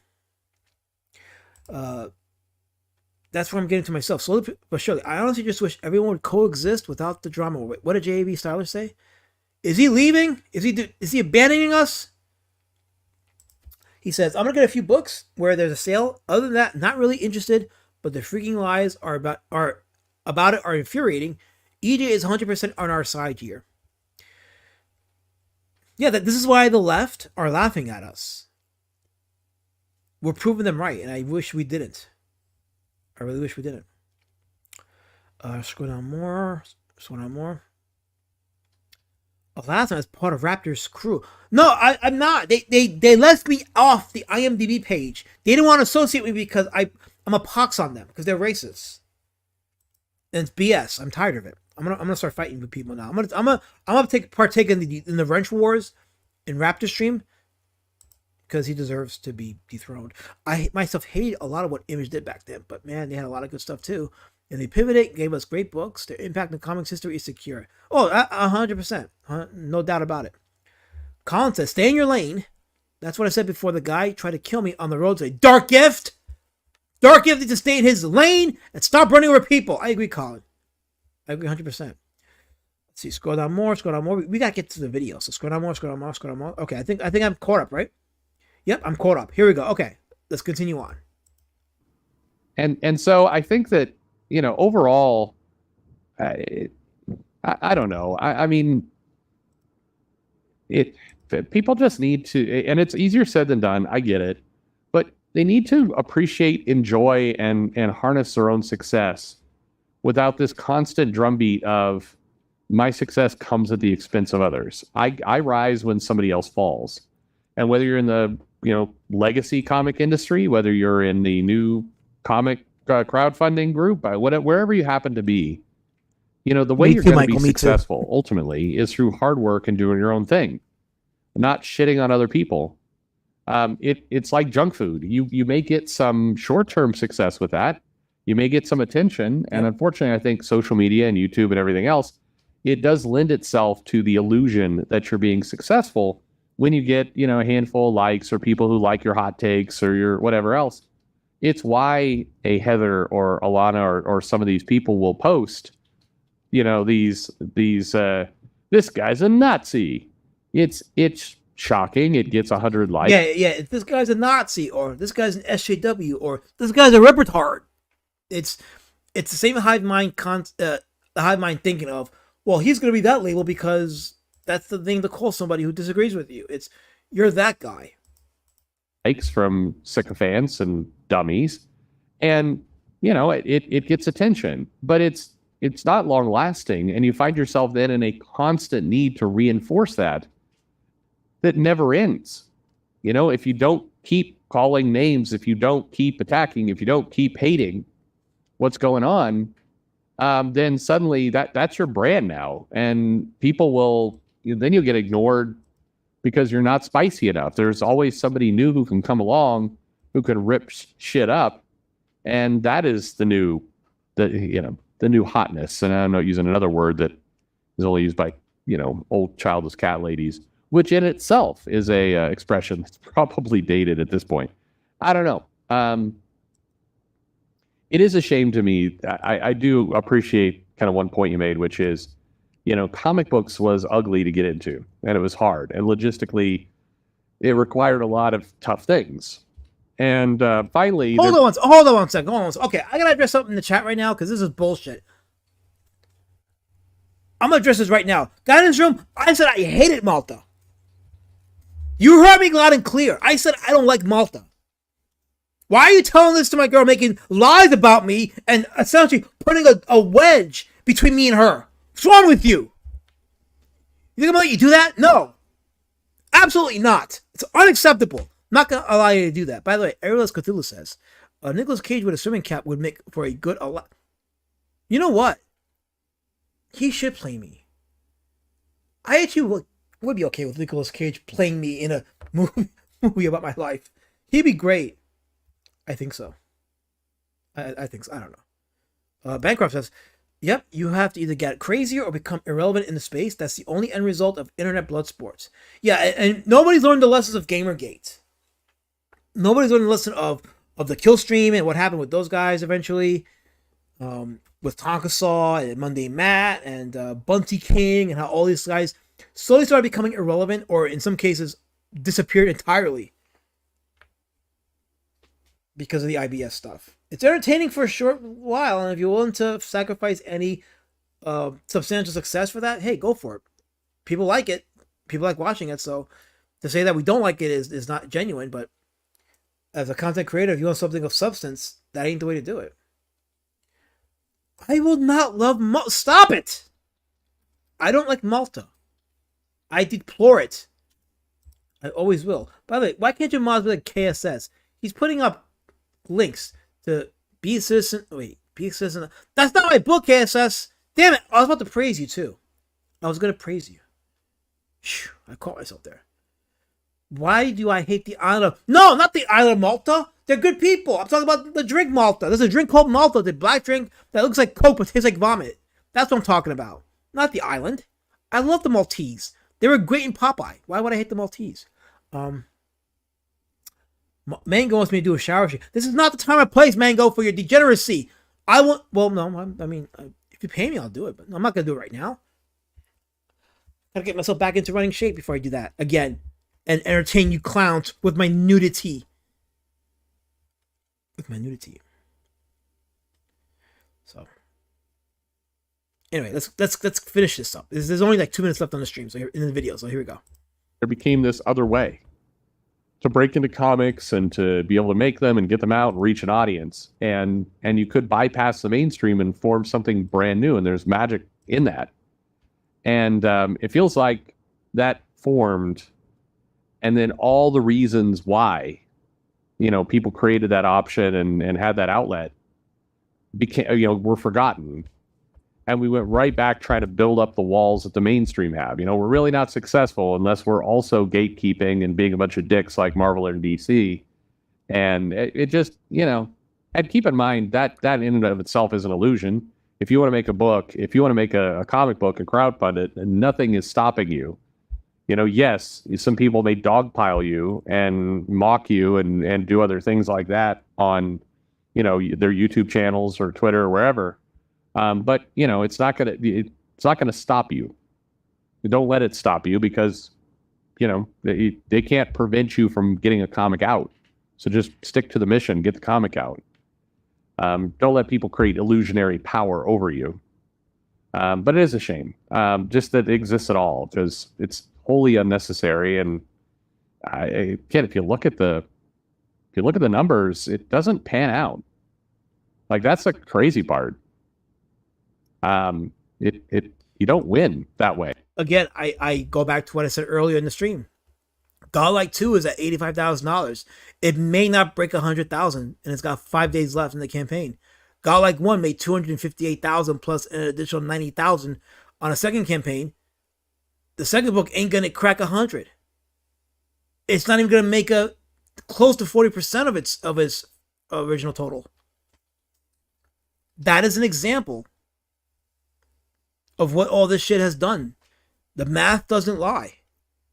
The math does not lie. Good night, Colin. Thanks for stopping by. By the way, I will put in a good word for you and have Dark Gift taken care of. What he did to you tonight was bullshit, Colin. Dark Gift needs to have his license suspended. And I'll see too that he gets suspended. JAV Styles says, it never ends well. I warned my favorite creator. Clicked into a random point in his latest stream. Within 5 minutes, he was shitting on EJ and Gary. And Savvy and Disparu, which he doesn't even know. Yeah, it's the overlap. See, the overlap was there for us, and now it ain't because a couple of dudes decided they wanted to, make it into a business to attack another creator as opposed to putting their books out and advancing the story of their creations and what have you. It's hurt every crowdfunder down the line. The ripple effect is there. Hey, thanks for listening. There you go. Okay, so yeah, that's the video right there, and you can see how the ripple effect is there. It's expanding outside of our tiny circle, and it's hurting. See, the indie comic scene was supposed to be the antithesis to the mainstream, and to provide alternatives for a fan base that's already there, for a comic book base that's already there, but wanted to expand their outlook on different types of comics, different styles, different tastes, different creators, different characters. Wait, is Dario making sense here? Is Dario making sense? This guy called me Puerto Rican, so he shouldn't make any sense. I should ban Dario, but he says we're going to win him back. Well, unlike some people in the community or outside the community, I'm a bit hopeful. But in order for that to happen, we're going to go to where it works. We use what actually works. And that means maybe going against the grain in this community here. In other words, not being as parasocial as we thought we needed to be. Maybe just pulling back from interacting with a lot of people, because the less you interact with people, the less likely you are to offend, or less likely you are to cause bad feelings and make people turn away from you because you didn't act a certain way. Your work should speak for itself. Your books, your characters, they should speak for themselves. You shouldn't have to always talk to people about your stuff or about other things, not just your stuff, but about other things that don't relate to your stuff. It should be that way, but it's not. Now Bancroft wants to know who was that guy that you're talking about, that creator that you said not to do those things and he did. I want to know too, actually. So JAV, spill the beans. Spill the beans. Let's find out. KSS says my comic book is called The Ukraine. I send the link to every politician I can. I've already raised nearly $1 billion. Well, damn it! Throw some money my way. I could use that money. Please, I could use that money. Mango wants you to love him tender. You're a sick man. Totally sick, but yeah. Whatever. JV says, I don't even want to say who it was. A certain... What is that emoji? Is that a fox? Oh, koala? Oh, it's a koala. Oh, you're talking about Liam Gray. That's what you're talking about. Oh, wait. Was I not supposed to say it? Okay. I don't want to even say who was on the panel with him. I like the guy, and that Jimmy Boomer was there too. That is a koala, right? If it's not a koala, let me know. Correct me before I end the stream. I don't want to end the stream on a wrong note. So I'm assuming that's a koala, and I'm assuming you're referring to Liam Gray. Oh, the tiger. Ah, okay, that's the tiger. Okay, so it's not the koala. Okay, there we go. So I fixed it. There we go. But I don't know who you're talking about, and I feel the exact same way. Okay, I don't even know who that is. What, a tiger? Like Tiger Blue? Like what? That's not Matt Fowler. I don't know who you're talking about. But he said that the Jimmy Boomer guy. I'm assuming you're referring to the guy that hangs out with BTM reviews. I think that's who you're referring to. So anyway, you're being too cryptic and it's pissing me off. So I'm sure a student of God could figure it out. Well, someone needs to figure it out because I'm being left out in the cold here. KSS says, damn it, my joke erased Bancroft's name when I typed in Albert Einstein. Oh. Back the Loser by Albert Einstein said it's the Cat's Pajamas Bancroft. Albert Einstein Bancroft. Ooh, that sounds insulting. Yeah, that's actually very passive-aggressive, KSS. It's a good thing you corrected yourself because you don't want people thinking that you're this passive-aggressive guy who's jealous of Bancroft's success because, for whatever reason. So, my throat is dry. I could go for 3 hours even, but no, I think I'm spent. We've run the gamut here. You've had a pretty good stream, a pretty interesting stream, very active chat. I hail to the chat. Hail to you guys for keeping it always active for me and keeping it It's clearly Shane. I don't watch Shane Davis. Shane, believe it or not, I don't watch those guys. I don't watch Shane, so I know nothing about him other than Mage. Okay, the Mage guy because what? Tiger Blue? Is that why? No, not Tiger Blue. The Tiger guy, Joe Cat was his name, like Joe King or something. What the heck was that guy's name? The Joe guy who was like a Tiger guy. I know you're talking about Mage. Yes, the Tiger King, right? He had the Tiger injured for years, and I haven't watched a single stream of his, so I wouldn't know. Okay, anyways, Cthulhu says IBS and drama is fine if it doesn't affect productivity and delivery, but artists are known for keeping to deadlines. So yeah, over time people lose faith in the movement. Yeah, that's what's happened. Now I'm gonna get nasty DMs again. Beware of Jabba. He sends very hateful day letters. This guy called me a Puerto Rican in the DM. I hate him. I really hate Jabba. Joe King, that's Joe Speeder guy. It's the Joe guy from the Tiger guy, the Tiger King. Joe Glass. Joe Glass. Joe Glass is that comic book guy. What's his freaking name? Can somebody please stop correcting me? Just start correcting me. What is his name? Mango says I'm banned by Shannon in the chat. I was bugging about Horseface. Horseface? I wonder who that could be.